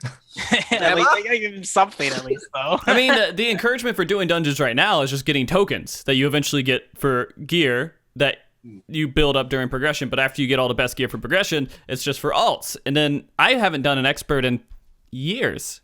I do. However, I do PvP a lot because I enjoy PvP because I have fun with that. I feel like it's a weird and unique system with Final Fantasy XIV that's actually entertaining. If it did give that extra gear, then we're getting into that whole point of, hey, I'm doing PvP, but it's not really that worth it, right? Because you're going to get in with all these people who don't give a crap about PvP. They're just trying to get PvE gear. If they made it really, really, really rare that you're getting good gear from PvP, but you wouldn't do it efficiently. It's just like, hey, you're doing something you enjoy. Let's give you a little bonus every once in a while, so you don't feel so bad about doing something that you enjoy. That was kind of the issue when one of the Relic steps first came out. People would just go into PvP and throw matches just to farm tombstones. That kind of ruins the whole PvP game for anybody who wants to actually play it. Yeah. That was a targeted item though. That's again, we're talking about rewarding something unique for doing PvP. So you actually those were people who are queuing up targeting the relic specifically, right? And that's the only reason they queued it from PvP. But if you put in something in PvP that's not necessarily the best, or even just a rare chance, like you could bot it, you could grind it out. Like that's always going to happen with any type of content that has anything worth going for. But honestly, if you enjoy the content, that's where people are going to be probably trying to farm their gear from, and that's probably the people you're going to be meeting up with. Because you have the same problem in PvE content sometimes too, right? People just totally phoning it in for certain primals and things. And of course, you don't have that in statics, but you can have that happen in pugs and things like that. Especially in content that you're able to carry people, you might get away with it. So it does kind of ruin the experience a little bit too. Yeah, if you made it to the point to where it was a successful farm, I think the only thing that you could make it be a successful farm is doing content where that farming doesn't really affect the other people that much, right? The shield. This is what RNG is for. It's a shield so that you can't perfectly game the system. Because if anything that's not RNG, people can write a guide for here's the most efficient way to do it. And you can do that a little bit with RNG, but that's why we need some. I know we hate it, but we do need it in games. It's very important in games because then the games become more of a like you just read a strategy guide, and there's no learning, there's no exploration of how to get stuff, and you're not really as focused on enjoying it anymore. You're more focused on the little book that you picked up that tells you exactly how to do it or something like that. So I do agree with the balance of RNG, but again, I would like to see a little bit more rewards for a variety of content that Final Fantasy has, because I don't think all the content's that bad. I just think that that focus and that fixation on one specific content for all players does make it a little bit hard for new players to kind of get introduced into it, as well as people to kind of branch out and understand like, oh, you're a PvP player, so I'm never going to really interact with you because that's all you do and that's all you're really good at. And unless you have a lot of time on your hands to balance it between PvE and PvP, you're never going to really be able to kind of get into the this area of this community. But I like the kind of the cross kind of like when I play WoW, I do random PvP here and there, and I get a chance at some pretty good gear. I very rarely will I ever get anything, but it's not PvP is not my main focus, but I like doing it with Izu here and there. Mhm. And Final Fantasy, I did it for a bit, and I got everything I wanted out of it, enjoyment, and now there's just nothing for me in Final Fantasy 14 PvP until they kind of change it a lot. So if there was some rewards, if I could get a chance at some like maybe not necessarily 270 gear, like 265 gear, if I didn't want to raid for a tier or something, it's like, oh, I could just do some PvP, do some casual content, just do whatever I think is fun at the time. It's a good. I mean, it's not, and of course we are making the system sound. We're being very like simplistic. Like this isn't how simple the system would be. There'd be a lot of like tweaking and things like that. Like probably since Arthus has played, like Blizzard has made immense amount of changes to like how the legendary drops work, what the legendaries are like, how the loot is distributed, how the Titan Forge system works, to kind of put it more in place and balance it, so a lot of the situations that Arthus kind of talked about were eliminated essentially. So it's definitely not a simple thing to do, but it is again, the focus on fun is kind of what I'm going on. Like gear is there, focus on enjoying the content is something I really like. You get rewarded for doing the content you like in MMO, which has a variety of content. That's kind of what an MMO is about. I want that chocobo staff, I got you. I agree. Yeah. Where's the triple triad card staff or triple triad daggers? I don't know. You know what I mean? Mhm. Yeah, like I agree, because like I mean, as much as I hate to say this, raiding should drop the best gear. I also agree that players should be able to do like you touch up. What am I going to do outside of raid nights? Especially they only have the weekly log. What am I going to do outside of raid night? I don't necessarily mean that if I were to do dungeon, I should get 270 gear, 260 gear, 265 gear. I think that's a little bit too rewarding. But even if they drop 255 gear, are people still going to be happy with that? People probably still will log in just for the weekly rating, So I think I think it's true. It's very difficult to have a balance for Square Enix to come out and say, okay, you know what, we're gonna make XYZ content as rewarding, as fun as ABC content. I think it's impossible, because we can already see that they are trying to do it in Diadem already, and look what is the reception. In Final Fantasy, I really think that if they want to do it right in 4.0, in the beginning, they have to push this out and let everybody know that, you know what, guys, 4.0 is the new expansion, new level cap. We have a new loot system. You have to deal with it. Then maybe we will be like, you know what, let's get on with it. If this is the way, let's get on with it. Because if they were to throw Diadem in like that, I think Diadem is something that they really want to make this system work. Like, hey guys, you don't have to do raiding. You can do Diadem. We also have some challenging stuffs in there. You just don't screw up that much. You can get as good or even better gearing. The reception is not good, because all of us in this, I would say third year or more than 3 years. In this more than 3 years already, in our mind it's already either raiding or just do dungeons and get your tombstone. I think the idea is not into us already. So sidetrack a little bit. I think it's the same for Savage. In the second court of Bahamut Savage, it's not because we talked this before. I don't want to turn into the raiding talk. I just want to say the idea of how they should implement this in terms of gearing as well. If they were to want to implement second coil of Savage, they should have done that in the first coil, when everybody knew that this is the pattern, this is what is going to come. I can tell you that a lot of people will be doing Savage today. The fact that the second Savage, the idea did not fly off, it's not because it sucks. It's because the timing is wrong and there's no reward. It just feels like Diadem, where how are we going to implement a system where we can reward players and make players have fun? Okay, like Diadem, we throw something in. Like Savage, second call of Bahamut, we throw something in. We are just not used to it. Now, in 4.0, same for the Savage, above Savage rating, they say that they're going to put it in 4.0. That's good news, because on the get-go, new players, existing players know that it's the thing. We can plan for it. We can mentally know that, prepare that this is how the game will go. Same for gearing. If they have some sort, if Square Enix ever have an idea of what we are talking here right now, they will be like, we're gonna make gear more spread out, rather than making players do a fixed content, but maybe slightly weaker or same item level but give you fucking parry and skill speed. Hey, it's still higher item level, right? You can't complain. Then maybe they need to start doing it in 4.0, not like Diadem. You just throw it in. It just doesn't work like that. Okay. Yeah, the loot system is I think we can all agree the loot system is definitely all over the place at this point right now. So So pick a system. I'll learn it. I'll be very open minded to it, but pick a system at least. Like just stick to a loot system for expansion. So I do want to go back to Yuki. Yuki, you haven't said much recently. And I kind of want to pinpoint you for a second here. If you had a way to improve the current Final Fantasy XIV system, how would you do it? You know what? I've never actually really thought of this. Because honestly, I'm just a guy that plays a game. I just enjoy what's currently out here.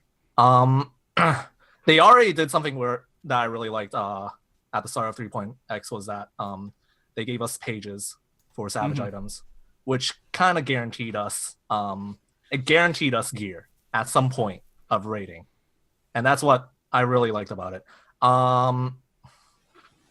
If I were to improve the way you get gear in this game, honestly, I can't really think of anything. It's not something I ponder during the day.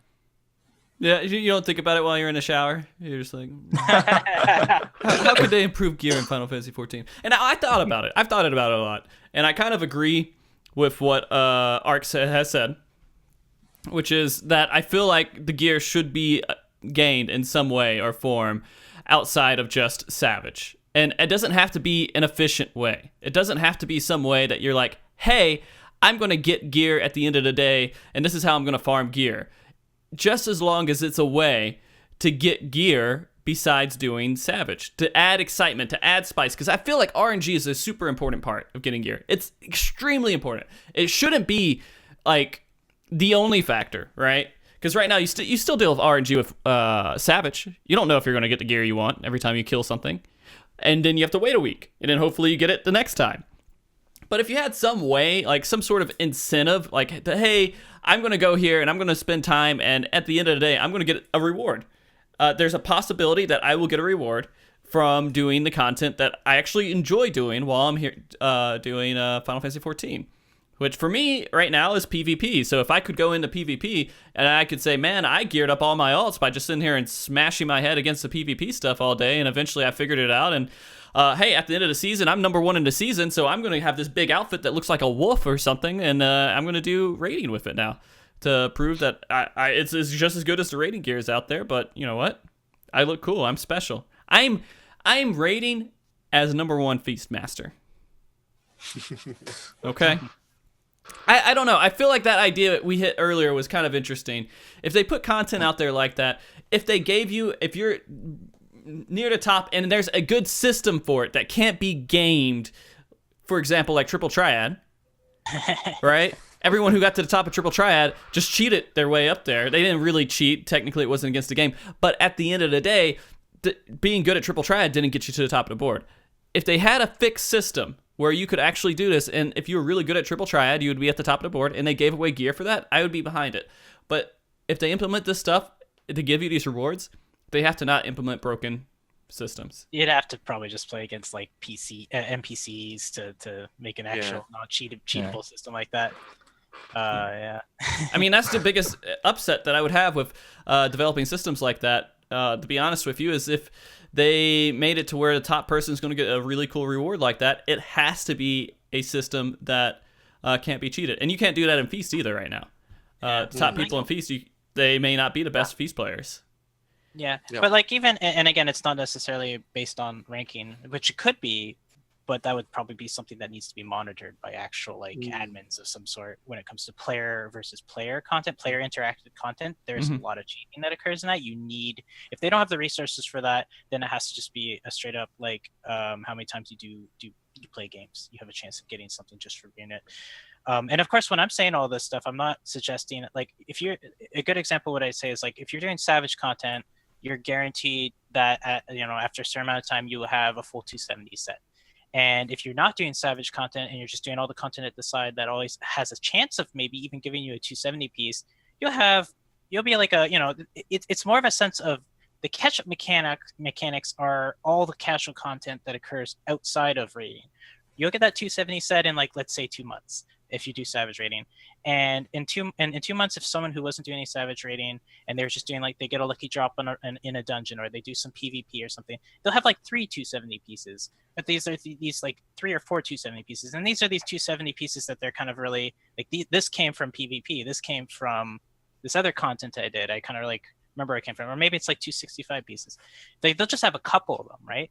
And over time, maybe they'll get a full 270 set. But the way Final Fantasy 14 works right now, the catch-up mechanics and everything, and especially the fact that you just get a crafted set at the start of the next tier, like I can't see too much harm in a couple pieces here and there, as opposed to like if you're doing Savage, you're pretty much guaranteed to get a full set. And those 270 pieces would go a long way, right? Especially, like I said, because catch-up mechanics are pretty important.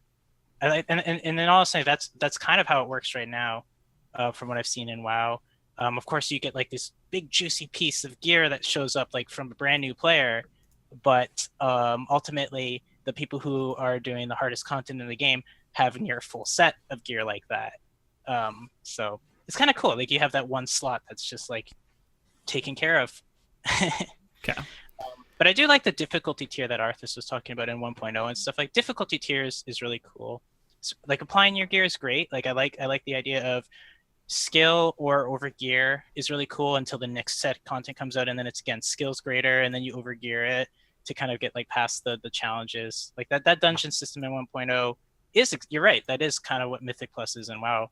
Yeah. And that's pretty cool. Like that systems like that are great, that you can kind of choose what's our objective. We're gonna go for the difficult thing today. No, we're gonna go for the easy thing today. Let's chill a bit and just kind of farm it a little bit more. Yeah. It like in 1.0 as well, we have it's also like, it's like, yo, let's go for 4 chests or 5 chests. Sometimes 1% drop rate, you cannot do 10 hours a day going full course run 20 minutes that dungeon for 10 hours straight. Just sometimes it fries you. I try to do that. I just do 10 runs a day for 3 months to get my Dark Light armor. I do 300 Aurum Veil, 20 minutes to get my Dark Light body. And the Dark Light body, the chest drops another body as well. It's not just one body, you drop another body as well. So RNG at its best, you know? and sometimes you just cannot handle it. Sometimes you're just like, you know what, maybe today I will give the body a break. Maybe I'll just go for the pants today. You know, let's just watch it. Yeah, something like that. I think it sounds cool. And if they've done it before, like I actually only read about that. I totally forgot about it. I never actually did that in 1.0, but I read about it and I was like, wow, that sounds extremely difficult. Because the 1.0 system back then, like, I mean, I'm thinking about Final Fantasy 14 as it is now, and then doing the dungeons like that. That'd be really cool. The 1.0 system is a little. Yeah. Yuki, did you play 1.0? No, I did not play 1.0. I didn't even play this game during Second Coil. So, wow. I find it really weird. I find it really weird. I mean, the producer is the same producer. He made 1.0 great to bring it into 2.0. Now, after 2.0, something happened to him or something. No, you're totally right. Something did happen. Yeah, something did happen. The Relic was cool, man. Holy shit, the Relic is so cool. If I were to tell you the 1.0 Relic system, all of you would be like, what the fuck? Why the fuck are we getting a 2.0 Relic system, 3.0 Relic system like that? The 1.0 Relic system is you have to get good to get your Relic.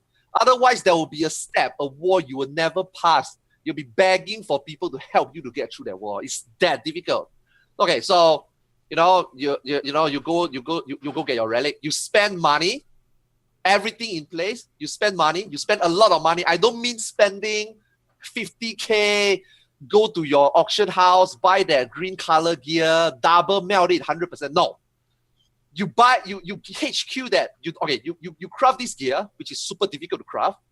You melt this gear twice, which have a 19% chance of success. And if you fail, the material is gone, your second material is gone, your super difficult crafted weapon is gone. Okay? So every craft, 20 million gone. Okay? One craft, 20 million gone. You have a 19% chance of making it right. 19% chance, okay?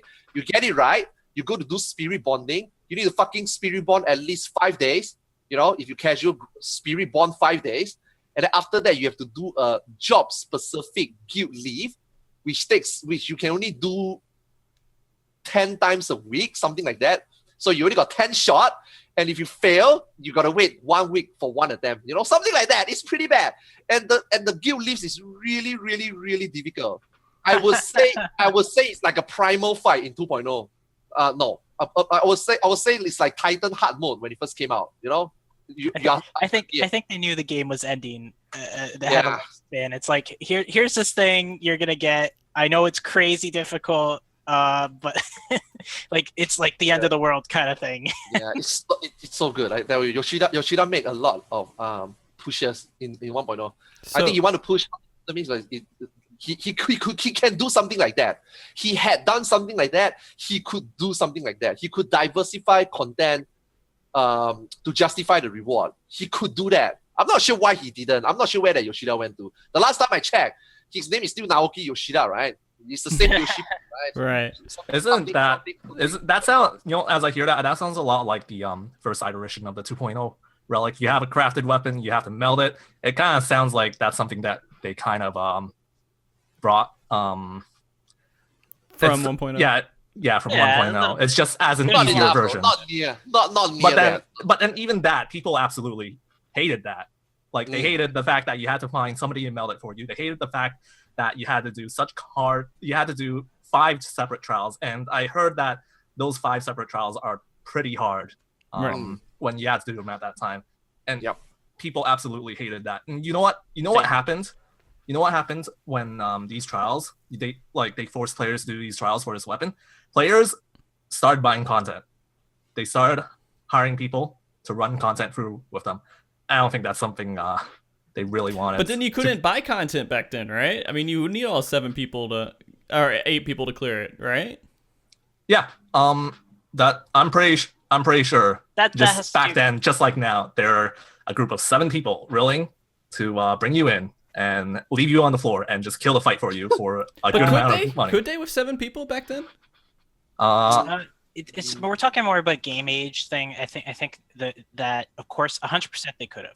100% they could have. In fact, they probably could have carried 2 people. But the way the game was at the time, like how much knowledge there was of the game and how it worked, no, because only of that. I think if we had the exact same system and the exact same difficulty of content come out in 4.0, people could sell content because we're very familiar with selling content now. Yeah.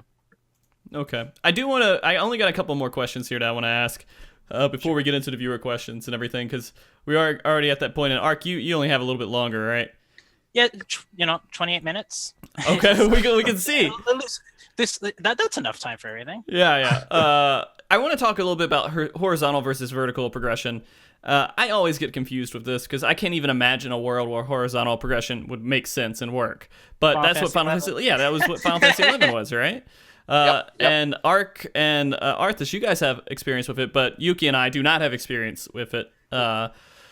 With 11, right? You never played 11, right, Yuki? No. Okay, so only RuneScape. Only RuneScape. Only RuneScape. How does gear work in Final Fantasy 11 to make it to where horizontal is actually something that could, work out? I mean, why would you ever get gear again? The game has to be designed around it. Like the Final Fantasy 11 had a strong aspect of exploration. All content was really well balanced in difficulty. The gear had a lot of unique traits to it and things like that. The whole game was designed around horizontal progression. It's very old MMO style too. But you would do like an epic quest that you would need like tons of help for, that would get you this one piece of gear that would totally change your job completely, and you would use it. Like you'd have a situation to use it all the time, or you'd have a situation to use it all the time too. And you could also change equipment during combat in that game too, which I didn't necessarily like that much. What? No. Okay, when I had like 5 macros, so like here's my M&E set when I provoke. Here's my. It was cool, but it took a lot of setup. But the gear swapping system is exactly how horizontal progression will work. Because you're right, though. He's right. If you don't gear swap, there's no reason for you to get a second piece of gear. There's no reason for you to get a damage reduction gear, a magic reduction gear, an enmity gear, a TP gear, an accuracy gear. If Final Fantasy 14 have gear swap, I can tell you that parry is going to be wonderful. I can tell you that. I know you guys are laughing. I can tell you that parry is going to be wonderful. There will be oh shit situation where you think that, fuck, if I would get this parry, it might work. You know, there'll be this oh shit situation. You will feel that. You will feel that if I have these certain stats at that specific, it's very situational, extremely situational. Maybe 1% of the time you will press that oh shit button. But that's exactly what will make horizontal gear progression work. You know, TP regen gear, haste gear. Sometimes you use a specific weapon skill, you gain 10% haste. Then suddenly you don't have to meet your gear cap 25% gear anymore. 25% haste anymore. You just have to wear 15% haste because you already gain 10% haste from that ability. You know, this is how we'll make horizontal gear progression work. Every piece of gear that you get is going to be useful in any situation. That in Final Fantasy, will that happen? No, because you can't gear swap. But gear swap is exactly how make Final Fantasy, I think, personally, gear swap is exactly what make Final Fantasy 11 so fun. Well, so you mean like in battle? Like you're just swapping out your gear? Like, hey, now the boss is about to do this. I need to get into magic. No. Defensive. No, you're right. Yep. Okay. The only thing I didn't like about it, Arthus, is more along the lines of the fantasy of it. How I just suddenly changed all my gear in combat. Same. Oh, I agree. That I agree. You're like sitting there like, oh, new moves coming. Let me strip down. Yeah. Your gear will suddenly change, and then you will blink as it the UI will reload you, and then your healer, when they are targeting you healing, suddenly you'll be gone. They have to target you again. I think they fixed that, but I mean, it's a very old system, but. Very old MMO. I'm not a big fan. I mean, they had like elemental resistances and stuff like that, and like again, when we say it's designed around horizontal progression, we mean it. Like you equip a different staff to do different damage with a wind type elemental ability or something like that, right? Now, the reason it's old, though, the old part about it is that you can imagine that the way we're describing this, it sounds like you constantly make your character more powerful and more versatile. Think of a new player coming into that. It's you basically get a player base and they just stick with the game for a while. New players come in, they won't have the best time. They need to get carried quite a bit and they'll never catch up. Essentially, I mean, they changed the game, but it's very hard to catch up. You know, horizontal gear progression can solve all the issue we are talking about. You know, what do I do? What do I do? One way to do it. what do I do outside my raid time? Dude, what do you do outside your raid time? You go and farm this NM, get that chance of getting a -2% physical damage down. You know, for my old shit button, you know, what do you have nothing to do? You go farm this NM with 1% drop rate, maybe get 6% haste. No, get 7% haste out of this belt rather than the 6% you are wearing. You know, get that 1% upgrade. You are constantly playing Final Fantasy 11 because you are constantly looking for situational gear. Like in Final Fantasy 14, what is it? Hey, do you want to come ready? Yep. What's your item level? 270. Okay. You know, do you want to do this content? Minimum item level 260. Okay, no bonus. Okay. Hey, I'm 270 full parry. Okay. You know, in Final Fantasy 11, it's like, do you want to tackle this dragon? This dragon uses fire. Do you have full fire resist gear? You know, do you have enough accuracy? You know, oh, I do not have. Maybe you can go and farm outside your downtime. You so know, you gear towards a boss. Like you gear to fight a boss. Everything.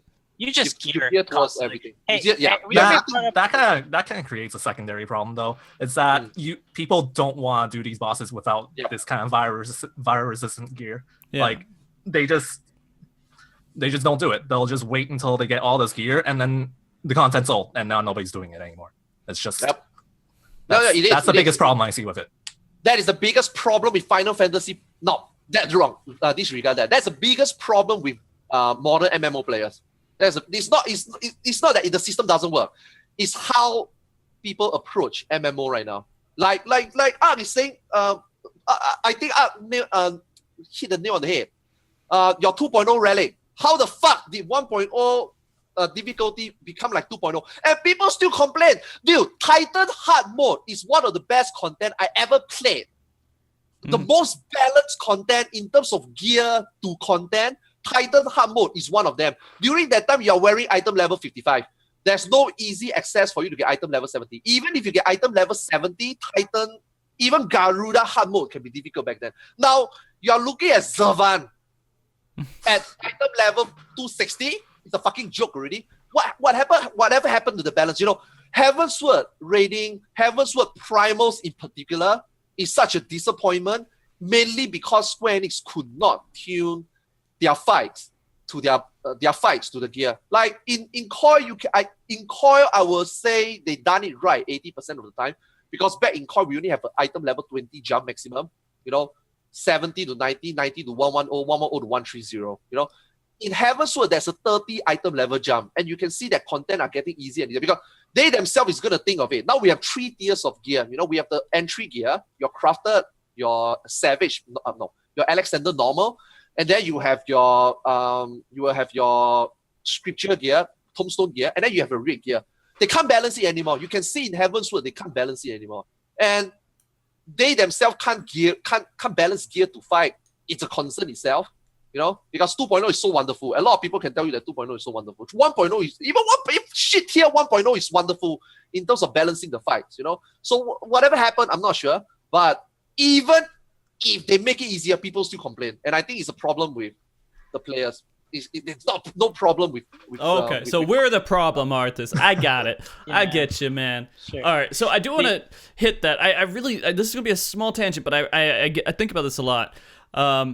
MMOs right now are different than MMOs were for me when I was like in high school. Like when I was growing up, and MMOs kind of felt like they were this exciting new thing coming out. EverQuest, oh my god, this is amazing. EverQuest was, what is this world? What is this experience I'm having? I'm playing this MMO that's with all these other people, and I'm in this virtual world, and I'm interacting with people. That was the draw. I was there with other people, and I saw other people, and it was just mind-blowing. I turned into this whole nother persona that I'm in this different game. Games are not like that anymore. You don't go into, I mean, maybe there are. Okay, I'm going to say scratch that, because there are people who get into Final Fantasy 14 and they're like, hey, this is my little character away from it.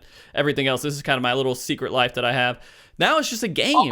It's not, yeah, it's just a game. That's all it is. It's just another game that's in a big list of games that you can play. And it's not this whole virtual social experience that it used to be. And I don't know, maybe I just feel that way.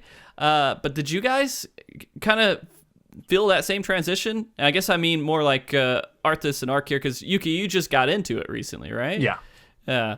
All I can say is, I think the sense of exploration is gone. I think it's just as you go forward, and as the internet got bigger and bigger, you just kind of see everything got more accessible. You got more guides. You can talk to people more easily. There's just nothing to discover in a game when everything's already been discovered. Mm-hmm.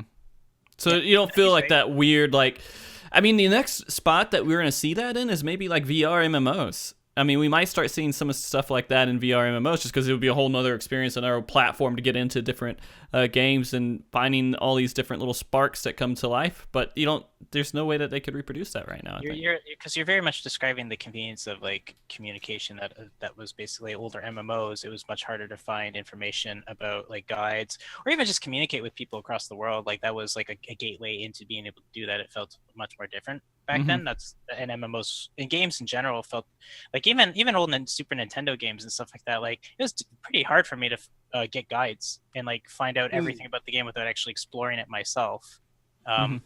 So it's just, there's so many games out there now, and that information is just so available if you communicate with anyone that like, this is why I know I'm bringing back, this is one of the reasons why I crave RNG in a lot of games, is because it does give me that again, because I can't do that. It's not the perfect system. It's not what was back then, but it does give me that sense of excitement of like exploring and going in there and maybe finding something. I want a good mix of that. And when it comes to horizontal versus vertical progression, horizontal is pretty rough now because, again, exactly what you just described, you could just look up a guide and it's like, here's my stepping stones, and this doesn't feel necessarily like an adventure. It just feels like I'm following like a tutorial on how to be good at this game. Here's your tutorial. That's why a lot of modern MMOs, which you've described, they're trying to find a good balance between horizontal and vertical progression. I think Final Fantasy 14 is definitely trying to find that balance. They definitely are. They haven't got that yet, but I can see that the effort. I'm not sure which side they're leaning towards. It's kind of vertical. It's kind of vertical, but like they almost want to be horizontal at the same. It's very confusing. Like they're not following any of the patterns. Like at the moment, but you want a good balance. That's definitely what you want to strive for. And when the balance sways in one direction, you got to fix it, and it's going to be something that the developers actively work on. And yeah, like I said earlier in this talk, Final Fantasy has to pick a loot system and just do it and make it their own, and I'll enjoy it. I don't care if it's not superior to others. but pick a loot system and keep Don't it make it consistent. confusing. On, Okay. on 4.0 is another 4.0 is another start. If they want to try anything new, they want to come up with a new system, they have to do it on the get-go. Otherwise, we are looking at another 1.5 years of no change. Otherwise, they might change something in between 4.0. It's going to be like Diadem. It's not going to be accepted by most of us. If they want to try something new, it has to be right in 4.0. Even in rating, new rating system, it has to be in 4.0 beginning. New loot system, it has to be in 4.0 beginning. They have to get it right. Right now, it's just like it's really a mess. I can't even sit here and tell you that I prefer this and that system compared to that and this. Final Fantasy 14 War. I cannot even sit here and tell you that I like this system in 14 that I dislike in War. I can't, because right now Final Fantasy, like Ark says, is confusing as fuck. We don't know which they are leaning towards, which type of gearing model they're gonna adapt. It's just like they are still trying. After 3 years, they are still trying. It's really weird. So That's what I'll be looking for in 4.0 the most, is what their loot system changes are going to be. I hope they exist. I hope there are loot changes. yeah, we're gonna see how that all works out, and I mean it's all speculation right now. And again, I would be super excited to see if they did do something that was actually kind of interesting and unique, but it was actually still something that you would want to do, I guess.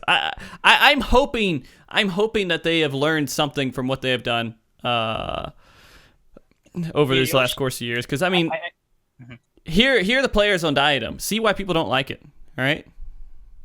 I mean, You know what worry me? I was saying on LBR the other day, they said that Diadem, I'm not sure whether you guys remember the interview question. They said that Diadem, this current new version of Diadem, is going to be how the Forbidden Lands of Eureka is going to be.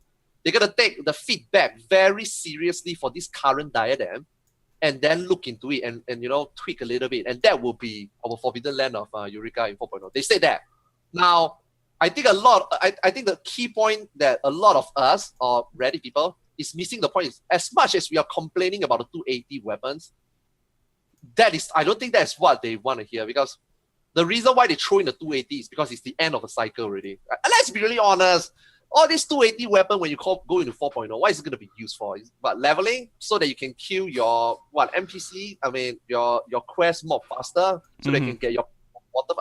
No, right? So they throw it in just because they are lazy. I don't think they look into thoughts and say we should do this so that the player can feel that we are rewarding. I don't really think they give a thought about that. I just think it's because it's the end. Just fucking throw it in, But I didn't do Diadem, okay? But if any one of you Diadem, and if you want to feedback to Square Enix, please give positive feedback, because we don't want this same shit in 4.0. If you have any problem regarding the system, let Square Enix know, man, because they also say that Relic will be building around the Forbidden Lands of Eureka, right? And I love my Relic, right? Dude, the last thing I want in 4.0 is to go in there, wait for emergency mission for my fucking Relic quest, So please feedback. I mean, I can feedback myself, but yeah, you fuckers do it. I don't care. you fuckers too. all right, I gotcha. So I'm gonna kind of go into the viewer questions here, because I feel like it's definitely time for the viewer questions, and I'm gonna let you guys answer it. We'll try to go kind of little quickly through it, because we are hitting that point of time. We would have had a bigger show if Arthus showed up on time, but it's just unfortunate. I think Yuki did a good job. I think Yuki did a great job coming in. Yeah. You did awesome, Yuki. Thank you so much. No problem. So what we're going to do is I'm going to ask you these questions. And the first one here is from Layson, and I'm going to direct this towards Yuki. Do you think that having multiple weapons at the same eye level with different substats to create more horizontal progression would be a positive for the game? Definitely, for sure. This is, this actually, I can actually relate this to RuneScape, because there was actually a point in having several weapons at the same level, at the same strength, because they all did something different. It gives you, it's just a lot more fun. Like that's really it. It's just a lot more fun. It's not like it stops you from doing certain amount of content, but it makes you feel a lot better being prepared and coming in with these different kind of weapons. So I would definitely say I'm all for it. Okay. Have extra horizontal. Not even weapons though. I think kind of. even armor would be great. Like, okay, you can use parry if you want. You know, that's fine. The only problem is in Final Fantasy current substats, they just kind of don't do anything. There's just not a lot of reason to have different weapons. It would be much nicer if it was like WoW, where having different weapons just made a huge difference. But that's just not how this game works. Right. All right. So that extremely good answer there. I'm gonna go to this one to Arc here. Dante, what do you think about the tombstone restriction for gear in this game? The restriction of it?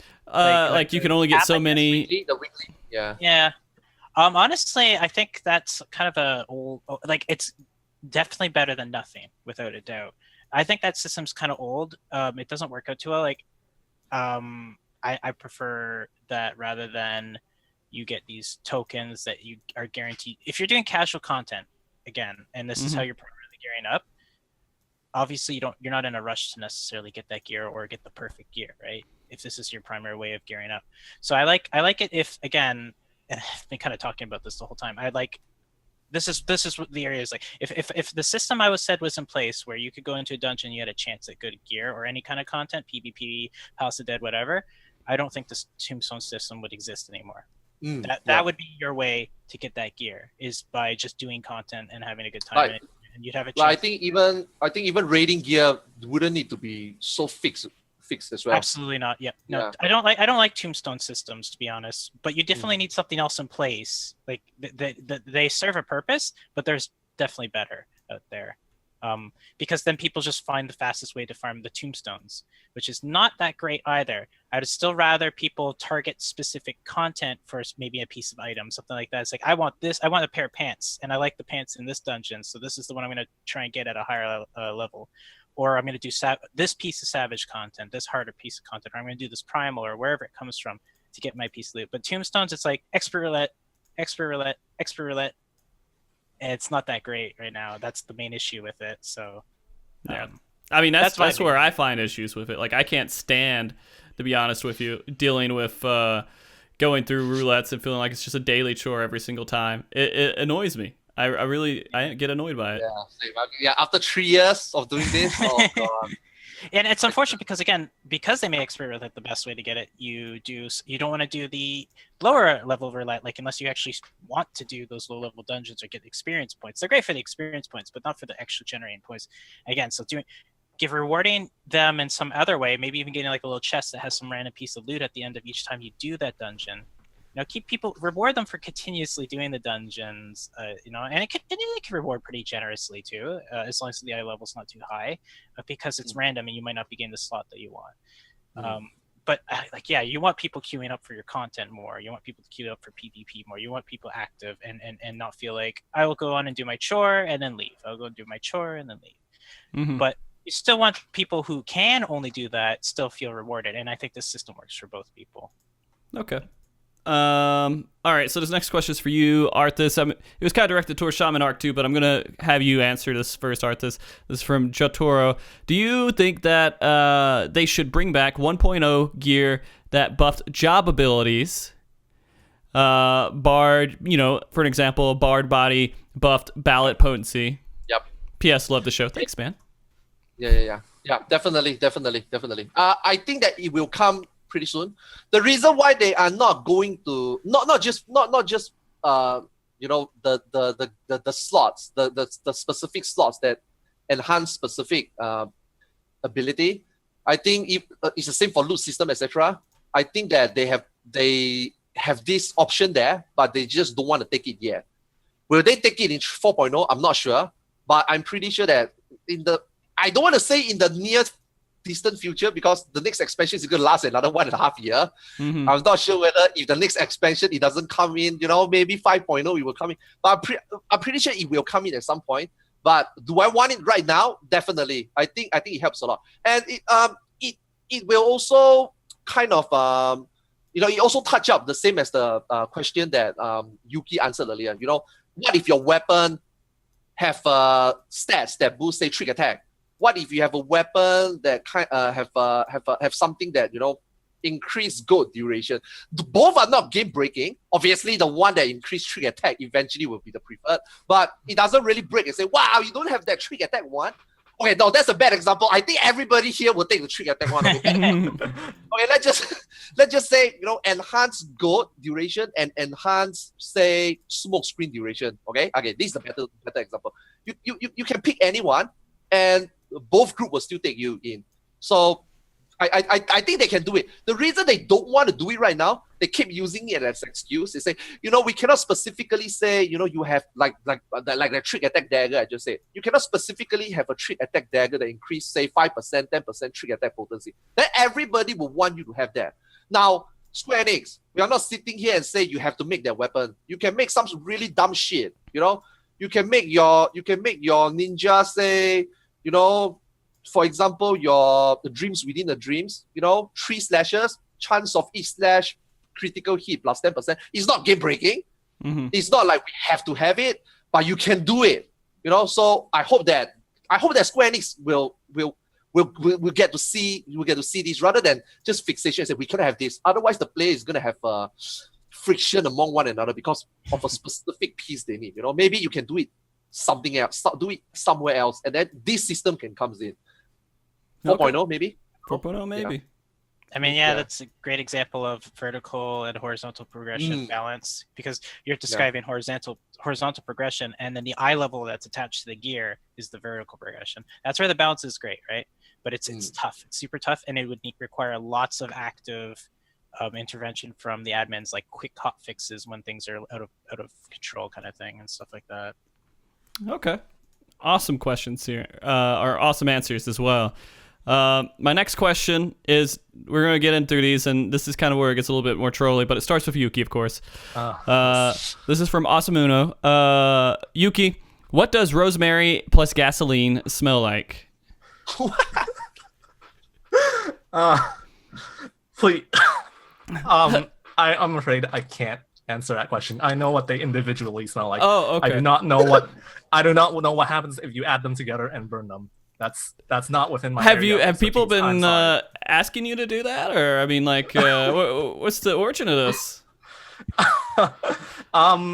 So this gets back into that fanfic meme that people are doing. Okay. I don't.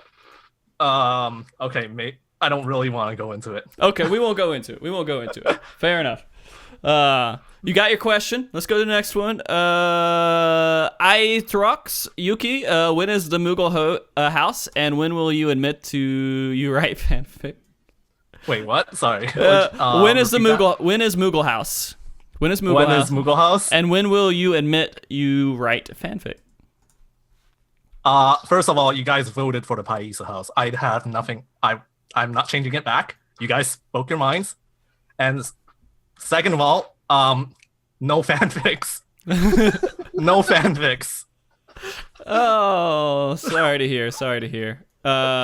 Okay.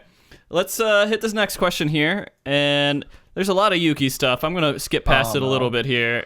Actually, it's almost all Yuki stuff. Taterade has one for Arthus here, though. Arthus, how was your nap time? Oh, God. Yo, Frosty. Mm-hmm. Now you understand, right? Why the previous MogTalk, now you understand why every single interval I always nudge you and say, hey, is MogTalk in 36 hours? Hey, is MogTalk in 12 hours? Is it in 11 hours, 52 minutes time? Now you understand why I always ask you this question now, right? Yeah. Because every time I mix up the time zone and or daylight saving kicks in, and then today I decide to be like, you know what? For once, I'm not going to bother Frosty. I'm going to go to internet and type EST time now. And I still fuck it up. Now you know why, right? Now you know why. I know why. Now you know why, right? It's okay. Oh my God. If there would have been a next time, I'm sure that I would help you with that. I'm just kidding, man. I'm just kidding. I'm really bad at time zone. But the nap is pretty good. Except that when I woke up, when I click on the first DM in Discord after the wonderful nap, my first impression, my first thought is, fuck, Frosty is gonna fucking kill me. I don't even dare to come to twitch.tv/FrostyTV because I know that when I go in, I'm gonna be like, yo, I'm gonna be dragged to hell, man. I'm like, oh, dude, can I just pretend to AFK and go back? Be like, oh, I thought it was next week.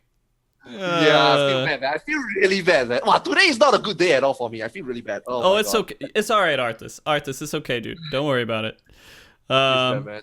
All right, so I'm going to ask one more serious question, but I'm not going to direct it towards Yuki because, Yuki, you have enough troll questions to answer here.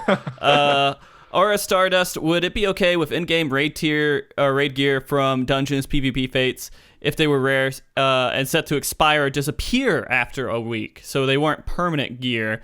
What's your thoughts on that, Arc? Like time. Again, to make sure I heard it correctly, you were saying like the gear is only up there for a limited amount of time, and then it's kind of gone for the week, right? Yeah. The only problem with that is just player availability. It's a little bit unfair, but it's cool. I like that kind of stuff as long as there's enough of it. Like it swaps a lot. Like there's always something up. Maybe you want to check every kind of 3 days to see if the thing that's up is what you want, or but not if it was like, this thing's up for an hour. Oh, everyone on the server got like the best piece of gear while you're at work. Yeah.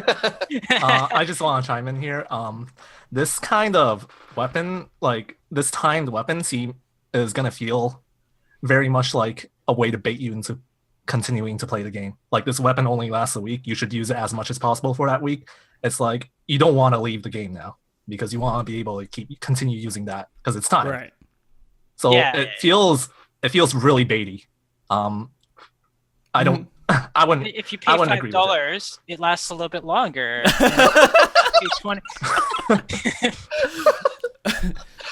Oh God. Okay. Yuki. This one's actually directed towards me. I'm sure this question. Yeah. This question is straight to me. Oh no. From Sky. Frosty, when are we getting Yuki t-shirts? Yuki, can I sell t-shirts and make profit off of your name? Sure. Okay. Go for it. Maybe we'll have them coming in. Don't worry, guys. Next question, Frosty. When is the Yuki Hellscythe t-shirts coming in for $14.99? We'll see about it. I think that's all the t-shirt ones. Okay. Who is a Lucas Hellscythe? EUCLIUS. Do you understand that? Nope. Okay, Moondasher, your joke failed. Sorry. All right. Hans. Can Yuki read one of his fanfics for stream? When did the fanfics thing start? Did that start with something? They Googled. Okay, this is a warning to any player who's starting the game, who starts any MMO. Never pick a name that's a combination of anime names. Never do that. It'll come back to bite you in the ass. Because somebody out there has probably picked that combination at some time, and you've never known until at this exact moment. And then you get shit on forever about it. And then you get memed. Yeah. Okay. Moron the Flash. I think it's Mary on the Flash. Sorry, that's Moron. Sorry, Mary on the Flash. Okay. Question: can Yuki explain how mid-core, hardcore raiders truly feel about the 280 weapons in this game? You don't like mid-core, hardcore, do you? I don't know about mid-core. I can tell you hardcore hates it. Like, I also tell you that people in my static also AFK and Diadem. That was mid-core dash hardcore, by the way. Mid-core as in like hardcore. one thing. So I don't think anybody in mid-core would spend the time to grab it, and the people who do spend the time to grab it in hardcore, like the people in my group, they just kind of AFK through it, got a weapon on a class that they can't play, and then they can't skip Sora in Zervin. Okay. Emmerich's Wafu. Can Yuki tell us? Okay, if this is fanfic in there, I'm just going to be done. I'm deleting it. Sorry. Thank you. Thank you. Hey, it's every waifu. You have to read her questions, man. It's the same question. It's literally the same question. I've already read it. Just a different person asked it. I don't care. It's every waifu. You have to read it. Okay. Can you tell us about when his next fanfic will come out? There you go. Question. All right. I already answered that question. Yeah, already Never. answered. Never. When will Yuki write about Yuki and Arthus fanfic? Okay, very good. Next question. I'll let Arthurs decide that one. Arthus, you can be the one who writes it. Arthus, do you want to write it? I can't do. I don't know how to do that shit, man. Yo, Yuki, it's up to you. Okay, Meest, pretty cool guy here. He had a question for Yuki. Is Fafa best dragoon in NA? Definitely. He's the Fafalada Hafalada, the disabled dragoon of of our static. Okay. Ayatrox, for Yuki, is your dragoon okay? That depends. Are you asking about like my static dragoon or like the dragoon I play on? I have no clue. Well, okay, I can tell you that the 1,000 skill speed meme is dead. If that's okay, that's what you were asking. All right, there you go. Answered. Next one. Yuki, when will your alt Kuruto Uzumaki make an appearance? Wait, what? What kind of combination? I shouldn't talk about name combinations. I'm sorry. Okay. But no. What? I don't know, man. Sky, Final Fantasy 14. When are you releasing the Warriors Way sequel? What? It's another fanfic joke. Oh, okay. I got you. Just want to make sure. We have a couple of questions. These are the last two questions we're going to ask, guys, and we're going to be done. Arathi Halifax, Yuki, are you going for server first and speedruns again in 4.0? I would probably... Well, I would do speedruns, for sure. I don't think I would do server first or any of that kind of race. When we kind of rushed for server first during Creator, it was really stressful. It wasn't quite as fun as it was in Midas. Like, my group, they like to fool around. They like to joke a lot. They like to have fun. And in Midas, that was amazing. That was a lot of fun, and I really enjoyed it. But when you're trying to go for server first and just doing like a sort of race, then for me, it kind of kills the enjoyment. It's just not as fun. So I probably wouldn't try and go for something like that again. If we get it just by pure luck, sure. But we wouldn't be specifically aiming for it. I gotcha. Okay. Last question here. Raved Genome. I think that's how you say that. So a question for everyone. What are your opinions on collecting the raid bosses or connecting the raid bosses together with trash and making raid feel like a whole zone similar to WoW raids and you know how they do a dungeon is like a big raid and you explore it and you have boss and then trash, boss, trash, boss, trash. It's just one area. Would you guys prefer that over the way they do it right now? Who first? Arc. Okay. Geez, there's pros and cons to it. Like, I mean, it allows for some really interesting things from the developer's point of view. Like, they could make the trash really difficult on a certain difficulty and stuff like that. But the time investment at the same time, like, you just kind of get to the bosses. I don't know.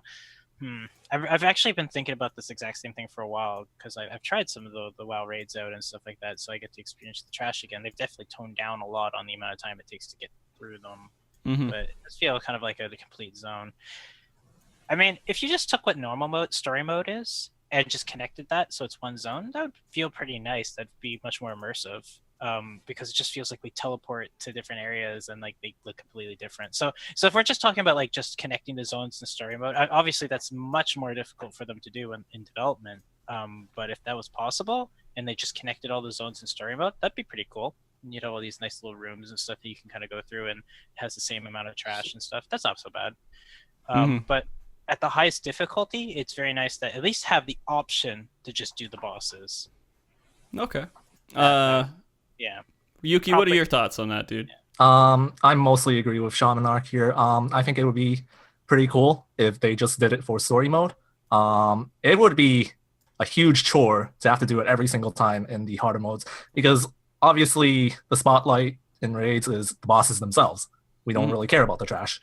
The bosses are what makes the fights fun and memorable. No room for trash. don't care for trash. No. Okay. Arthus, your thoughts? Kind of agreeable, but okay. If you guys remember, first call Bahamut turn 2, the ADS, those nodes. I'm not sure whether you can call them trash, but I would prefer a system like that where you have specific nodes.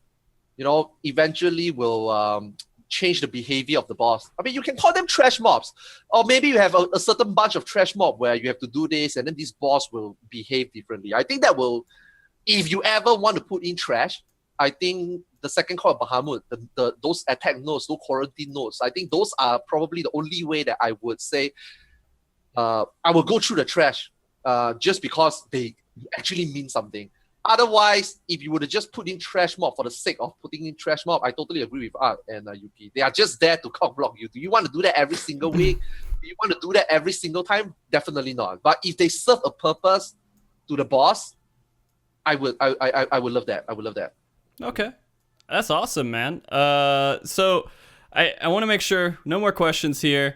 It looks like we're pretty much out of questions, which is good. This is a good stopping point. We're getting close to it.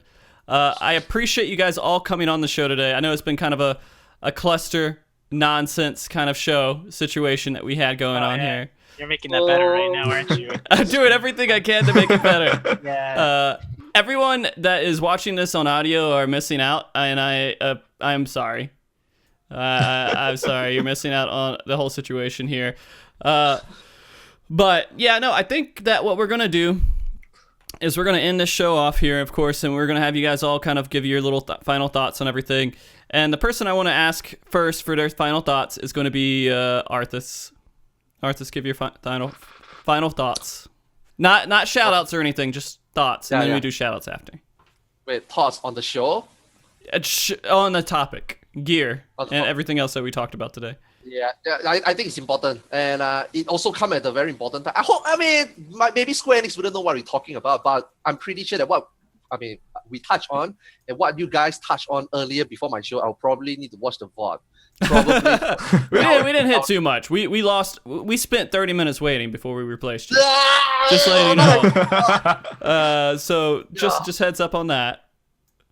But okay, it's okay. You're gonna be yelling at me. I feel bad, man. But yeah, I think. Yeah, I think it's important that a lot of us share the same thought. Not just me. I'm glad that I'm not the only one that felt like Diadem is shit. Even though people who done it also felt the same way. Please give feedback. Please feedback to Square Enix. Don't moan at the forum. Just give feedback to Square Enix. Hopefully they can make it better. Hopefully what we discussed here are already in their plan. I mean, they are the one getting the money, right? And also Yoshida have done a lot of things that we were talking about in today's show in 1.0 already. So hopefully that idea will come back, back to the drawing board. Hopefully he doesn't just like, oh wow, 1.0 is history, we'll just trash it away. Those are really good systems. Mm-hmm. Hopefully that, they can look upon those themselves as well. Yeah. Okay. Excellent. Ark, what are your last thoughts here? My main thoughts are I think that Final Fantasy 14 has a good variety of content, and I'd like to see people rewarded a little bit more to just kind of I'd like to see them to do a little bit more to incentivize them. It doesn't necessarily have to be gear, but that's the only thing I can think of right now. So especially when it comes to PvP, because we have when it's not PvE, PvP is like the next kind of tier of the next community that's like in this game, right? Who's invested in this game, and I'd like to see them like rewarded a lot more for doing it and more incentivized to do it, so that there's like a more active casual PvP environment to kind of lead into being really serious about it. So yeah, I'd like to see them incentivize people to do all their awesome content. Okay, and now Yuki, your final thoughts. For the most part, I do enjoy the loot system in Final Fantasy, with the exception of Diadem. I do think doing difficult content, I do think there should be a sense of progression in doing easy content to get low tier gear, and then you do harder content to get higher tier gear. Mm-hmm. I do like the way that works, and I do get that feeling in Final Fantasy for the most part. So right now, I do quite enjoy how gear works in Final Fantasy, except for Diadem. Except for Diadem. Except for Diadem. Don't repeat Diadem. That's kind So, of man, Diadem is gonna be the new Lords of Vermilion soon, man. Oh god. yeah. I think that was just Yo, this it is is- just a whole experiment for them. You know, This- it is like they so just tossed it in. bad. You know, Diadem is so bad that even JP's is just AFK. Oh, really? The JP's are AFK, and people actually call GM and get those people who AFK banned. They actually got banned. They got sent to jail. Those people who AFK actually got sent to jail to a point that Really? I don't think anybody goes in Diadem anymore unless you genuinely want to go in and do something.